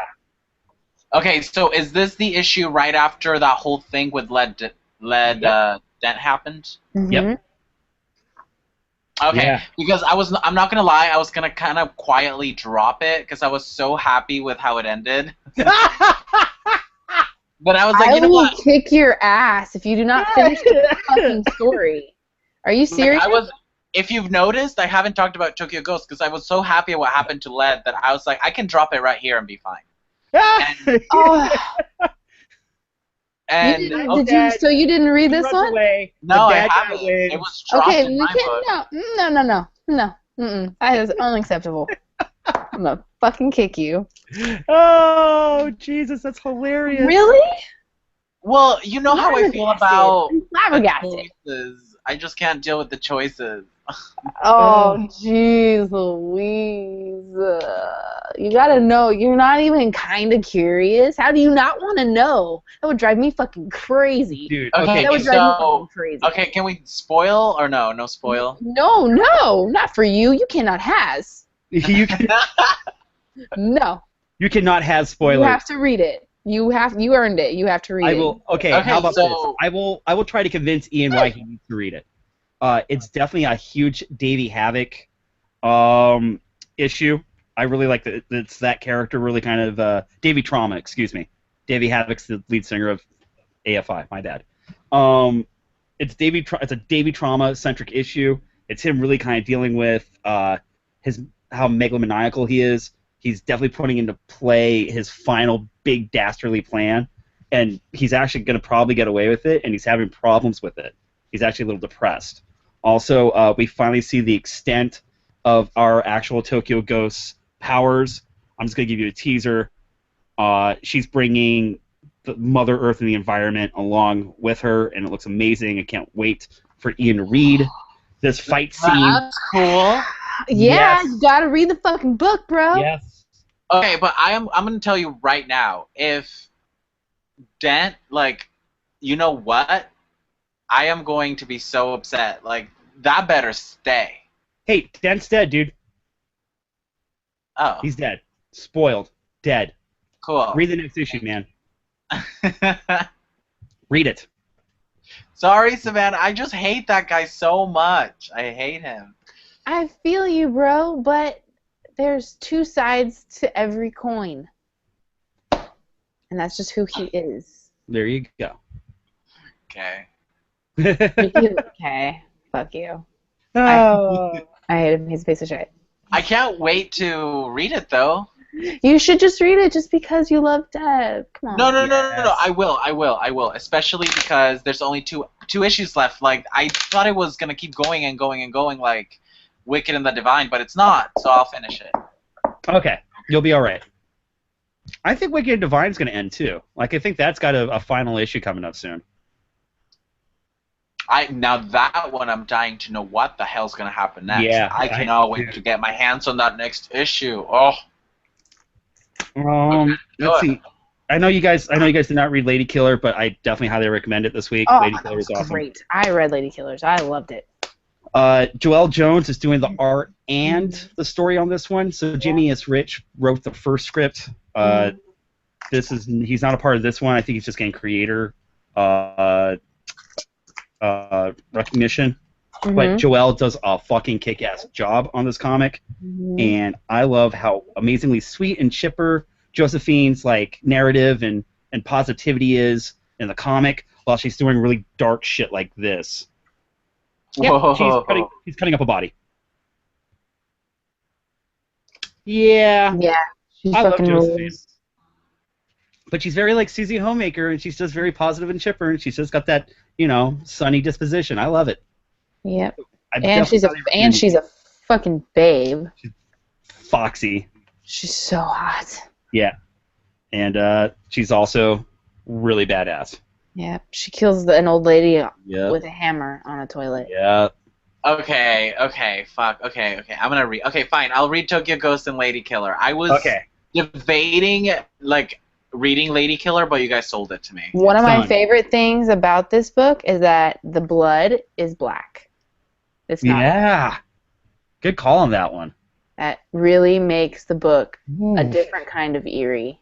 Oof. Because the colors are so bright, and it's colored by Michelle Madsen. And I think what she did was genius because there's like lots of black kind of hidden in like the wallpaper and stuff like that. So it just makes the book like beautiful. Yeah. I like it a lot. So definitely, and go check out the first volume's out now in trade. So this is definitely a second. It continues the story. Yeah. And I'll kind of Lady Killer has a first volume. First volume. Yeah. So is this issue 6 or 7? It's number 1 of a second volume. The second volume. Oh, it's okay. written by Dark Horse, so this is just. I recommend reading the first one for sure. Okay. I did not know that. I thought it was a new story. But see, like here, how like the palm trees are black. Little shit like that. Like it's fucking so cool. Here, I'll show you one of the blood scenes. So hold on. I'll show you one of the murder scenes. Hold on. So like here, she's dragging this old lady in from the porch. The blood splatter's all black. Like over here. Why is she killing people? She's a hit woman. Gotta read it. No, tell me. No, read it. Spoilers. I don't like reading. No. She's literally a hit woman who also has to moonlight. She's also a homemaker. So she's married with like 2 darling twin daughters, and she's like the perfect homemaker wife. But her family has no idea that she's also a fucking hit woman. That's so cool. Mm-hmm. And it takes place during the late 50s, early 60s. Oh, that's even better. Yeah. It's awesome. Okay, it's done. It's done. Read Lady Killer. What else came out? What else did you pick up, Ian? Shit. Yeah. Well, I also picked up an issue of SCOTT Girl, but we already talked about it because I bought a copy in San Diego, but I left it for my friend to read, and she really loved it, but I wanted to get my own because this is just really good. You can check out the last episode for like a little blurb about it. Yeah, we talked about it last episode. I'm like I said, it was like, I'm not sure if I'm really into this comic, and then the last panel was like, okay, I love this comic. Yeah. Brian Lee O'Malley, he writes characters I don't like, but the stories are so good that I keep going. Like Seconds, I loved Seconds. I love Seconds. But Katie keeps making decisions that are really selfish and self-serving. Oh yeah, for sure. Fucking like bad chick starts a restaurant, like a sister restaurant from another one. It's called Seconds, like Second Helpings. Mm-hmm. Very good story. Yeah. So that's pretty much it. What else? Oh, I like the fact that like the chat has been going off about it. Doug, yes, Doug Tokyo Ghost. I have not read Fight Club 2 yet. I love Fight Club 2. Cameron Stewart does the art. Holy fuck. Fight Club 2. Chuck Palahniuk is the writer. Very, very, very good. Chuck Palahniuk has a lot of really good things coming out, too. His Kickstarter program was... Okay. So I gotta check that out. I didn't read... Yeah. I don't know. I'm still afraid to read it. Fight Club 2. You love it. You will love it. Trust me. It's one of my favorites. It just ended, I think. The book and the movie are perfect. Yeah, this one's good. It's good. Well done. I'm not there yet. The art is I'm gonna fight that a little bit longer.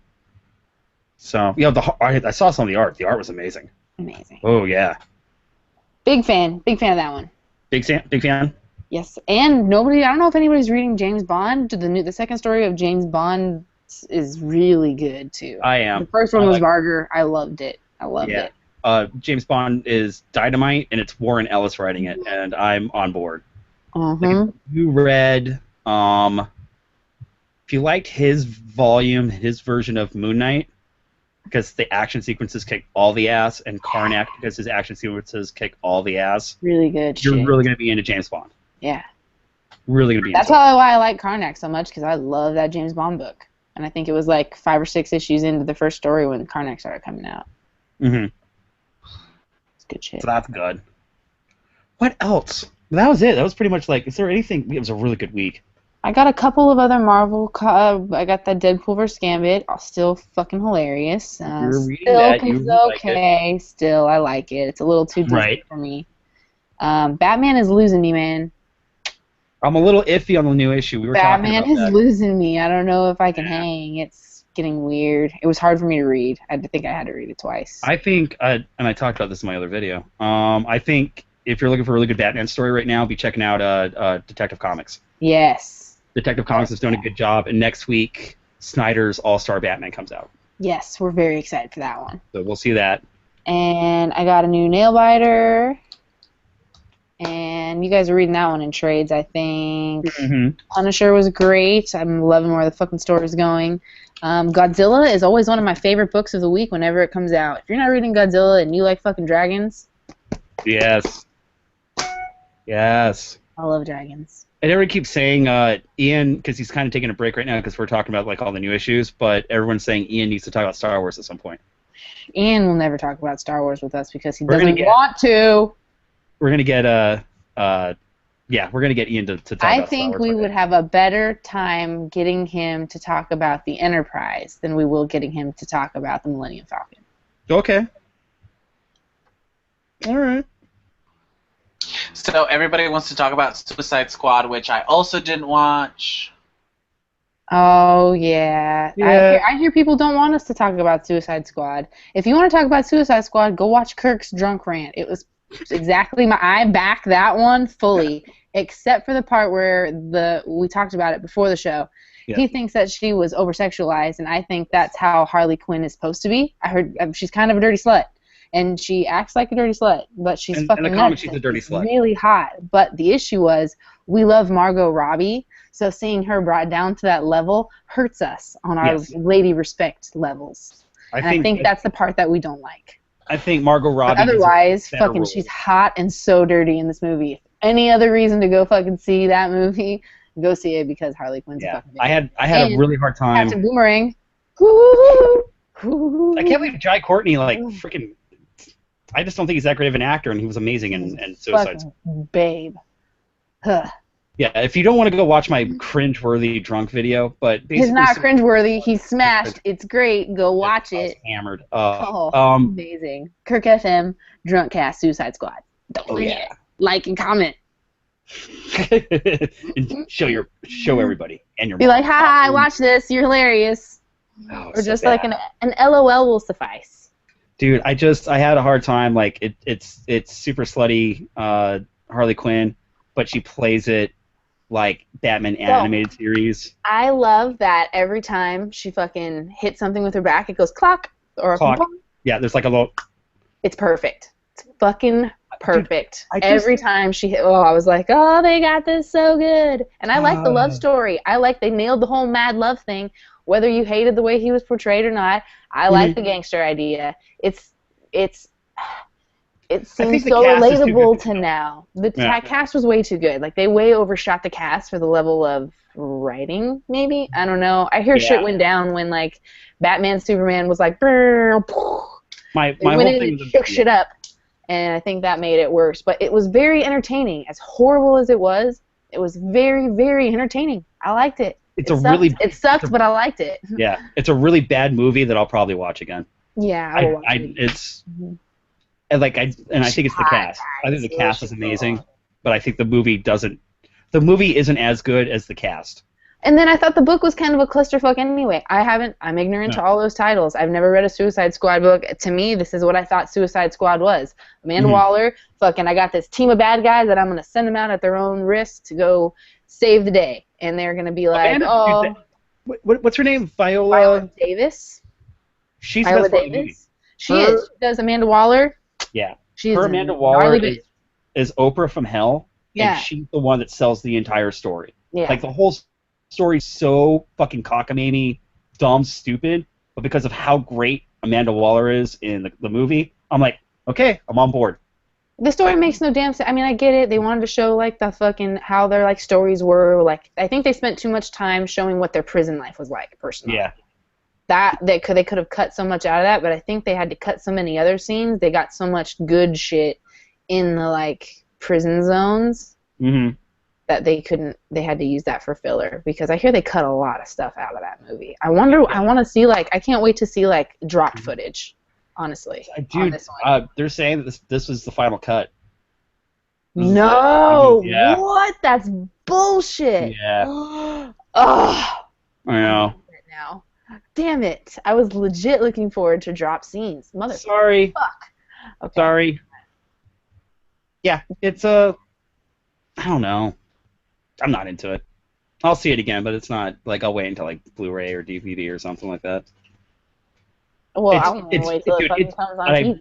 I think I remember saying this when I was wasted, but it's the best parts of Escape from New York with the worst parts of Ghostbusters. That was very accurate. I hear. Yeah. That's how I would describe that movie. Very accurate. The movie needed Snake Plissken. That's pretty much what it means. Yes. Bring that over here. Carry it on. I think it was casted well.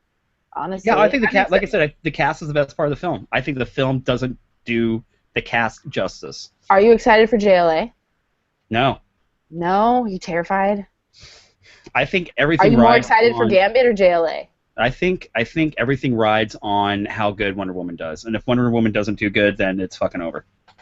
Wonder Woman should do good though. I want it. I want it to. Period piece. So how can it not? Or is it gonna? You think it's gonna be like Agent Carter and just ugh?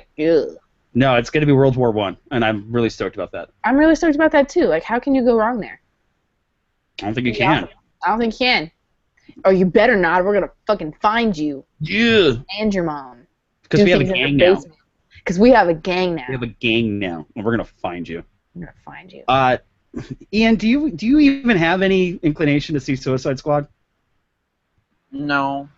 Okay. I've never been into the movies. I watch Marvel just because they're more like the comic books that I read than the DC movies are.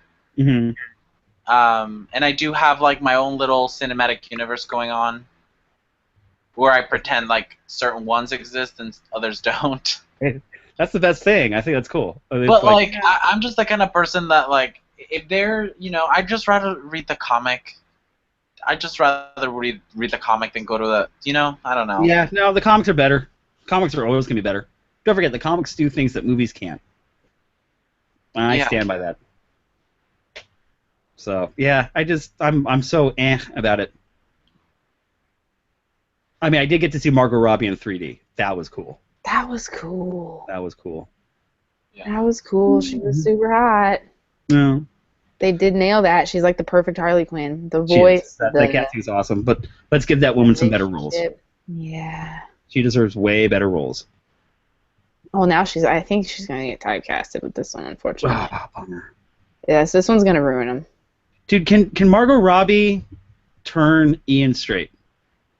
No. But I want to know, why do we love Margot Robbie so much? Where is she from? Why should I love her? Has she done anything iconic? Why is everybody so obsessed with this girl, besides the fact that she's pretty? She was in Wolf of Wall Street. She's not pretty. She's so hot. She's retarded hot. So hot. I'm sorry that I used that word to describe it, but it's the truth. She makes me. And she's a badass in this movie. She shoots shit and beats people up and fights things and. No, but why? I guess. Why should I love Margot Robbie? She was in Wolf of Wall Street. Yeah. And she's adorable. You should love her. I mean, come on. she was super naked. Yeah. Let me see. Hold on. I'm going to the internet. Hold, please. So let me ask you. So this is just the beginning of another Jennifer Lawrence, is what you're saying? Okay, no. I don't know, dude. Honestly, I think if you were hey, here's Margot Robbie or here's Jennifer Lawrence, and one of them has a crush on you, I would hope it was Jennifer Lawrence. I still love my Jennifer Lawrence. I would definitely pick Jennifer Lawrence over I would pick Margot Robbie. Okay. Yeah. No, I think Jennifer Lawrence is actually really hot and also incredibly talented. She's got Oscars. I think Margot Robbie is almost too hot for her own good, and I really hope that they don't Savannah. Too hot for her own good? What is that? Because I think I want her to get serious roles. I totally see that. I totally see that. That her looks may hinder her from getting roles she deserves. She's going to be in that, or I don't know if it's out now, that Whiskey Tango Foxtrot movie. She's in Tarzan as Jane. Is she? I didn't know that. A movie called Focus. She's in Z for Zachariah, About Time. A movie called ICU. Insane Clown Posse? No, ICU like. Like I actually. It's a thriller. No, like I.C.U, like intensive care unit. Oh. Okay. It's an Australian thriller film. God, IMDb, so much knowledge. IMDb has all the information. All the information. I'm just like, oh, yep, I got the answer to that. Hold on. IMDb has settled so many bar arguments and stopped fights at my work. Like, hold on, we're gonna check IMDb. That's what I mean. I'm like, anybody's like, oh, that's bullshit. I'm like, okay, hold on. Yeah. There you go. The internet says I win. And Did you guys hear that people are trying to petition Rotten Tomatoes to shut down because they gave Suicide Squad such a low rating over Marvel could just pay for that. That's the thing about DC movies is there's so many fucking writers and bloggers and people fucking talking shit on the internet. That shit goes off of algorithms. So what Marvel wants people to do is not talk about this movie. So you get the one side where people are like, in Marvel's pocket, all pro Marvel all the time, or all pro whatever, talking shit, kind of unnecessarily, or not unnecessarily, just getting really heavy on the negative points and none of the positives. And then you have the people that are like legit criticizing a movie, and it's very accurate. If you watch the movie like with fucking half a brain, if you've seen the type of movies that we like, it's a specific genre. You know what it's supposed to look like. You know how it's supposed to be. If you can sit there and watch the fucking thing, laugh at it where you're supposed to laugh at it, like feel shit where you're supposed to feel shit, I consider myself entertained for the hour and 45 minutes that I leave existence with my fucking recliner and my fucking drink. Like, no. If it sucks, I'm going to get up and walk out. The last X-Men movie, I could not sit through. That's how bad it was.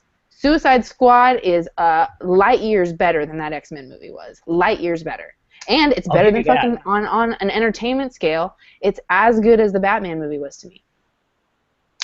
Which Batman movie? I like the BVS one that just came out. I like that one because, like I said, I'm ignorant to a lot of the old Batman stories, but I like shoot 'em up Batman. I like bang bang smack smack, fucking coming through windows, fucking rolling. Like I loved Daredevil and Daredevil Punisher. That was good to me. I like that style. I like the costumes and the grittiness of it. But it had its flaws. Kirk fucking hated it. Fucking hated it. Kirk fucking hated it. Now, here's the thing. Ian, what do you think about the petition? I mean, that's not going to do any good. You can't shut down a company because you petition it to be. You know, you can't petition something into non-existence. I was floored. Yeah. I want to petition Nick Spencer into a box. I'm really just, like, I'm really worried, though, because I'm really worried with what's happening because a lot of people are just coming out and reviewing things instead of just sitting down and enjoying something for what it is. I feel like we're losing too much of that, and a lot of people, like, there are just way too many movie reviewers going on nowadays to the point where I just don't give a shit about your opinion. I wish I could just watch the movie and let me figure it out for myself. Well, and people go off of how these reviewers are legitimized by how many followers you have or how many of this or how many of that. Like, that can all be purchased. Mm-hmm. I wish we could just pull back a little bit and just go back to just going to the theater to watch a movie instead of basing whether you go or not because of a review. I don't know. I definitely don't like this whole mob mentality. And this other YouTuber, Joseph Birdsong, was talking about how like people just jump into this bandwagon, and it's like, just go see Suicide Squad, and if you liked it, good, and if you didn't, that's. Well, it's not so much if you see it or if you don't see it, it's when you see it. Like, are you going to be at that fucking Thursday afternoon showing before everybody fucking else in those selected seats that you waited the minute they came out to get? No. That's me. That's me on the internet, and the second I can't fucking get my tickets, you bet your ass I'm calling every 15 fucking seconds trying to get my That's not me. I can wait 2 weeks before I see him. That's me. I'm that dickhead. So if I want to see a movie, I need to trust the hype or not. Yeah. And I need to trust the writers and the cast and the director and all that shit. I can't just let my possible evening go. I'm sorry. This is like rolling into this snowball because I feel like a lot of people are afraid to take risks, and a lot of actors are afraid to get certain roles because like, movies can be ruined. Movies can be ruined before it even goes. Like before it even shows. Like bad reviews were coming out for Suicide Squad before the movie was even out. But they're basing those opinions off of the the story, and there were some slow parts and some weird parts, and that part kind of sucked. But as an entertainment, should you go see this movie whole? Who am I to tell you if you should go see it? I liked it. It's kind of a mess, like all the Suicide Squad stories have always been. I guess. I don't know. New 52 is a fucking hot mess. And it was better than that. Way better than that. If you read New 52, this is perfect compared to what that shit was. It was garbage. See, it's weird because I'm like, I always do this. I'm like both sides of the story. I'm like, I think petitioning Rotten Tomatoes to like give better reviews to DC movies is kind of fucking dumb. That's ridiculous. It's not gonna. If anything else, you idiots should have definitely petitioned DC and Warner Brothers to make better movies. Or you should not give a fuck. But I just want people to take a step back. Just dial it back because it's getting ugly, and that's not cool for like everyone. Like it ruins it for the people that are going to see this film. Oh, honey, you are shooting for the stars. Like it's 2016, and the internet is an ugly, ugly place. Oh, the internet sucks, guys. Sorry. Let's just get that one out of the way right now. The internet's horrible. Mm-hmm. It's like even if Suicide Squad was bad, like don't ruin it for everybody else. You got to go to the people who are writing the reviews on Rotten Tomatoes. Those people, all those first people who are writing those reviews, that's what that gets rated at, right? Yeah. Isn't that how that works? So it's not the company itself, it's the assholes being the first ones to write those shitty-ass reviews, and not enough people writing good reviews. Now, here's something I've noticed. This is what I thought was very interesting. When I read, especially with Suicide Squad, we'll just use that as an example right now. Because I definitely don't think the movie's nearly as bad as it was panned. But Agreed. I've definitely seen this thing where I will read reviews, and if it's a negative review, at least it's a reviewer that I trust that eloquently and intelligently expresses their opinion. Now, when Ian talks about the mob mentality, and I totally get the mob mentality, I really blame that on places like, not necessarily Rotten Tomatoes, but so many websites that go, the critics are destroying this movie, and then they compile all the bad reviews in order to make a case for that clickbait headline that they gave us. So there's reviewers I trust. There's reviewers that I don't necessarily agree with, but I also like how they present their idea and their opinion. But I've also noticed because of the internet, it's so easy to, because the average layman doesn't want to do like the actual work to find someone that they trust and like actually read reviews. So they'll go to websites, and I'm not going to name a couple, but because I don't want you to go to them, but they will definitely take the worst of the worst of the worst of all the different reviews and put it together in one big like slanderous article, and that's when like you start seeing like the mob mentality start to really grow. It's when those websites take everything that's bad, and they never do anything good. That's the thing that pisses me off. You never see them like pull together like a nice compiled like, it's all good review. Yeah. But when they take all the bad stuff and put it together in like a big giant like shit snowball and throw it your way, that's when it gets ugly.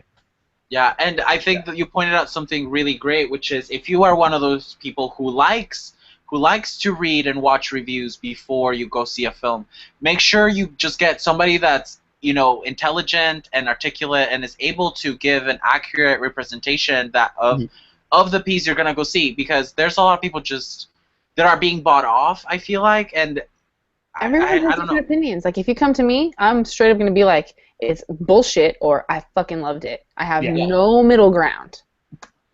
Because especially for me, like I broke my rule with Suicide Squad, I totally did, but I try to stay away from reviews until I see the movie. Mm-hmm. So that I can form my own opinion, because like I don't, like Ian said, I don't get caught up in the mob mentality, because it's really easy. Like I'm not infallible. I'm a human. I could totally get caught up in that sort of thing. Yeah. Like it fucking sucks. Bullshit. Fuck that. Like I can totally get away with that attitude. I caught myself I caught myself hating Suicide Squad before I even went to see it, and that's literally only from reading headlines, because I can't be bothered to read, 2 pages of just smut, But even I was like thinking negative thoughts about it, and I was like, I haven't even seen it. What's wrong with you? What is wrong with me? like, go see it and then talk shit. I don't know. Oh, what else did you say about the music? You said it was like Queen something and montages. Oh fuck, you said it's so good. Oh, dude, it just one montage after another. Like they spent so much money. There was a lot of music and slow motion, and there was too much slow motion for me. Yeah, I was they like, spent a lot of money to get the soundtrack. Yeah, and then I think that's where they just kind of pulled off of Guardians of the Galaxy's coattails, like, oh, fucking radical soundtrack, that's gonna sell the movie. They really wanted their own Guardians of the Galaxy movie. They really wanted that. That's what this feels like, kind of. Yeah. It's entertaining, like Guardians of the Galaxy is entertaining, but it's fucking nowhere near Guardians of the Galaxy. Fucking amazing. Nowhere near it. Yeah, so good. Yeah. I'll give my own bell. I'll ring my own bell for that one. So. But, yeah, I'm glad that you guys liked Suicide Squad, because that gives me incentive to go see it. I can't wait to go see it now. Yeah. Yeah, I think you would like it. Captain Boomerang. What's that? Jai Courtney's actually really good in it. Ooh. Anyways, he's dirty. He's dirty and usually covered in blood. He's hilarious. I just like the fact that he's just hilarious. He's always avoiding the conversation. He's always avoiding everything. He's always got fucking drinking or smashing a can or going to find beer or like, the only thing I didn't like is his boomerang technology, but whatever. You know what? Captain Boomerang is totally like the shitty version of Han Solo. He really is. Because he's the only guy in the entire movie that's like, this is kind of fucking crazy. He's like, this whole thing's fucking stupid. But he's great. I loved him in it. Mm-hmm. He's always drinking. He's always doing the one thing that everyone else is thinking, but he actually wants to go do it. Yeah. I liked it. So, anyways, I like the fact that we were able to like have that critic conversation. That was pretty good. That was pretty good. Pretty good. We've had a lot of heavy points this evening. Kirk's like, it's going to be a short episode. No. I thought so. You thought wrong, buddy. But is there anything else we need to talk about tonight? Negative Ghost Rider. Negative Ghost Rider. Ian? What are we going to read next week? Oh shit. Did we come to the end of our list already? Yeah. Fuck. Scott was the end of it because Platona got thrown in there. Tell your Ronan to come back. We're not talking about it anymore. Yeah, to tell Jonathan to come back now. I mean, did you spoil anything though? I don't think you spoiled anything. It was he had us muted for Suicide Squad. Yeah. Yeah. But you guys didn't spoil. So what are we what should we read next week? What should we read? I'm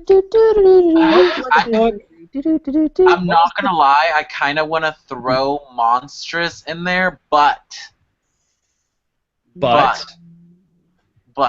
don't know. I feel like this is a book I need to like sit down and read and enjoy and kind of like take in, So I don't know. I kind of want to read it on my own first and then maybe reread it for the show. I don't know. What do you guys think? Because here's my thing with Monstrous. It's one of my favorite books out right now, and I definitely don't think you should rush it right before we do the show.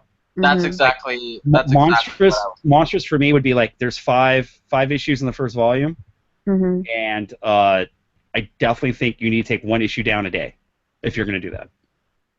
Yeah. Break it up. Yeah.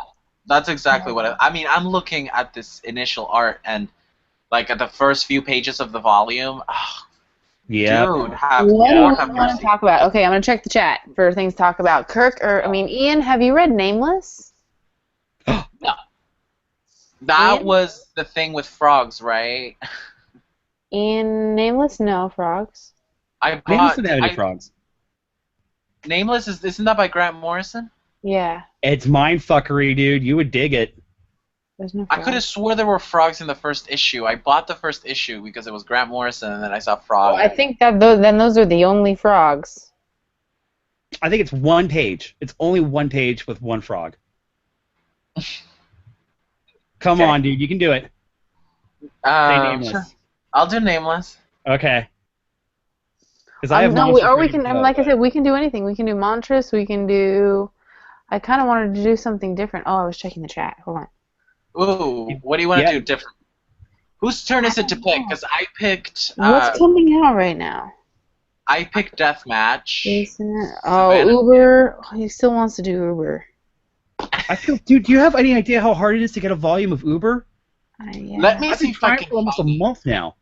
I know. I'm gonna have to order it off of Amazon. Do you want to do Doom Patrol before the new Doom Patrol comes out? Said somebody on the chat. Yeah, we're getting a lot of requests for Grant Morrison stuff. There's a lot of good Grant Morrison stuff. What do you think Ian would like? And I have a lot of Grant Morrison stuff. Flex Mentallo? We could do Flex Mentallo or Joe the Barbarian. Joe the Barbarian was really good. Or Arkham Asylum. Something already read, like a volume 2 of like Chew or. Or how about Sweet Tooth? We haven't done Sweet Tooth, Ian. Would you like Sweet Tooth? I have it. You have it already? Uh-huh. Oh, we got lots of Flex Mentallo going down. Or Sweet Tooth. We got options. I don't know. What do you guys want to talk about? Okay, hold on one second. When does the new Doom Patrol come out? I should look that up while you guys are talking. Hold on one second. TBD. You guys keep talking. Keep throwing ideas out. Oh, well, Savanna, I really want you to finish Deathmatch. You should do that. Deathmatch. Wait, do you not remember we've read Deathmatch? I remember. Okay. I think it wasn't my super favorite, so. No. Okay. Or we could do like Girls or a Luna Brothers book, like The Sword. I have that one. Or. Ooh, let me look at my comic book collection. I don't know why I'm not doing that. Oh, you know what? Doom Patrol doesn't even come out until September 14th.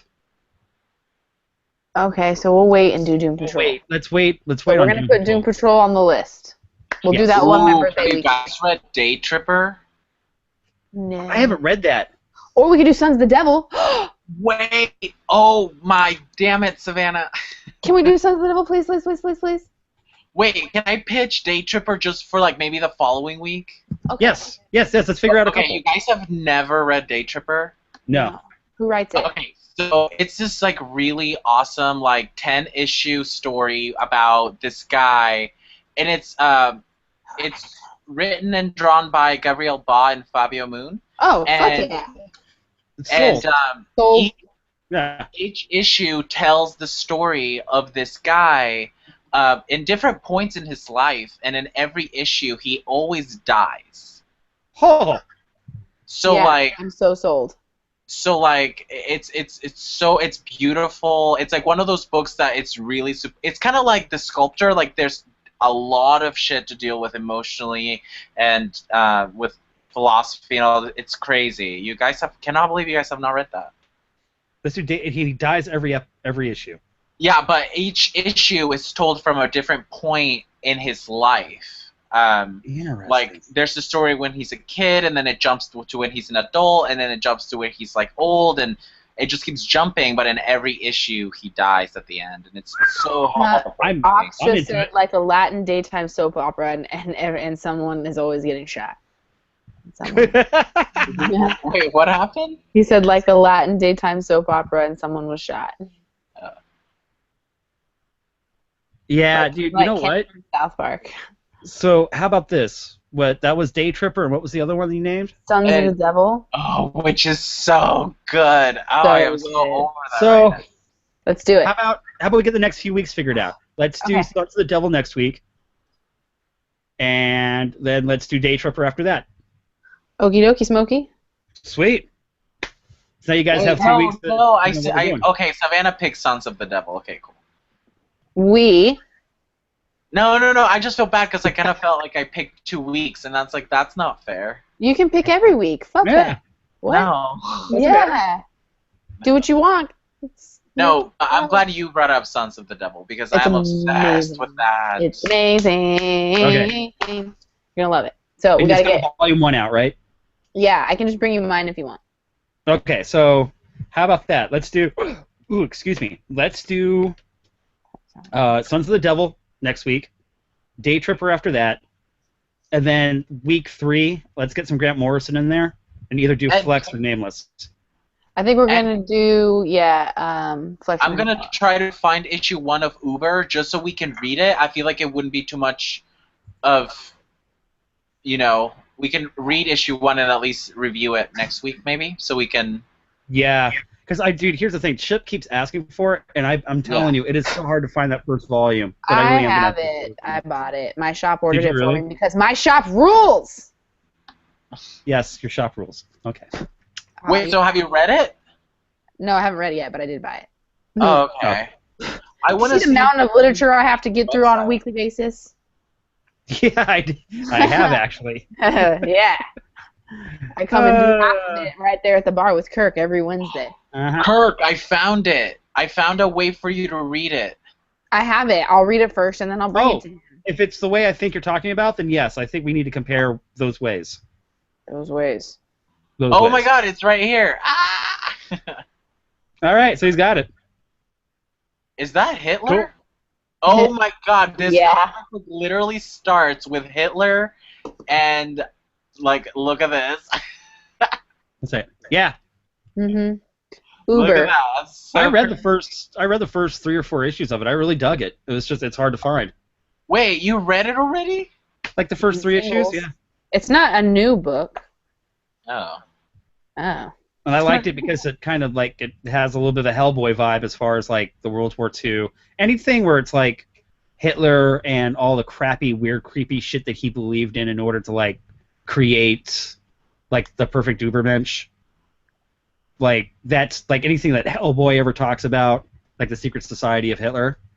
I love that because it's Hitler always ends up dying because the stuff he messes with is way more powerful than him. I love that shit. Yeah. Okay. Oh, cool. So we'll talk about the first issue of Uber next week too? Yeah. Let's do it. Yeah.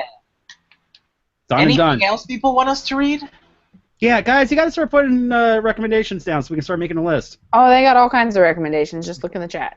Okay. Yeah. Mine's not updating. It stopped where Sean says yes. Mine's not updating. So they got all that kinds sounds fucking cool. So Sons of the Devil next week.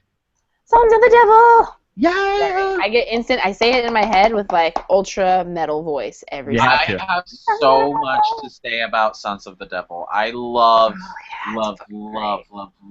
that title. I love the writer. That's important. Let's do this. Cello or whatever his name is. Good shit. Near 80. So are we done, guys? I think that's good. I think that's it. I think it was a good night. I'm glad we talked about Scott Pilgrim, and I like the fact that Scott Pilgrim was an overwhelming. It's a great comic, but I like that it's emotionally complex for as simple as Scott Pilgrim is kind of a dick. Was the rating on that one? That's true. Yeah, I'm glad. I'm glad we had a good conversation on that. Anyways, also I liked the critics conversation. That's one I've been waiting to have with you guys for a little bit. And the comic book store conversation was also great. Right. And like I said, comments down below. The name of our gang. The name of our gang. Important. And also, I want you guys to kind of type out a quick little, what was your first experience going into a comic book shop for the first time? Homework. You guys have homework. I vote tuna juicers. Tuna juicers? What? Yeah. No. That's a reference to a past conversation we've had, but I'm not going to bring it up. Okay, we'll talk about it later. I was showing our Umbrella Academy names and our masks. And I want to be number 11. It would be 11? Oh. Alrighty. Guys, thank you. I love YMB. We will see you. Bye, guys. Happy Sunday. Thanks for hanging out. Happy Sunday. And as Ox just said, I want to throw it out to the chat. I love you guys in the chat. Oh, I got to pimp stuff out really quickly. One, guys, go check out Ian's YouTube page. Also, go check out Ian's gossip. I was just looking at it earlier before we did the show. Extraordinary Gossip site, and it's really great reviews done a really awesome, sassy way. Go check that out. Very also, sassy. Go follow him on his Twitter and Tumblr and all that good stuff. I've got those links down below. Also, go follow Savanna on Twitter and her Tumblr and her Instagram if you are so lucky. Probably not, though, because I say no. Yeah, because she can say no. And then what else? Oh, and then also Savanna and I do a podcast called The Bleed. That'll be happening again next week because the website Deus Ex Comica is going to happen probably for the next 2 weeks. Fucking awesome. And then, hey, I started doing comic book roundup review things. I call it Comics, Picks, and Predictions. And that's going to be happening every week about Thursday or Friday or so. And I'll just kind of give you like a couple of picks that I really thought that you guys should be checking out as opposed, and all that other good stuff. Did I pimp everything? I'm going to start a GoFundMe for a soundboard. That way I can make random noises whenever I want without having to look like an idiot every 10 seconds. You should just get a sound. You want to do a soundboard for the show? Yeah. Let's do it. That I control, though. You get to control it. Me. That seems like the scariest thing on the face of the earth. No, it's going to be fucking radical. Everybody's excited. See, look at the chat. They're so excited. The chat's like, make noises. No, I don't want to make noises anymore. I want a motherfucking soundboard. All right. And then also, you are a soundboard. I know. You sound off all the time. It's great. I know. What else? Yeah, and that's it. Jonathan, again, happy birthday. Happy birthday, dude, bro. It's still your birthday until you pass out or throw up. That's it, guys. We love you. And as Samurai Ox just said, we here at YMB appreciate you. And also, we're in lesbians with you. Bye, guys.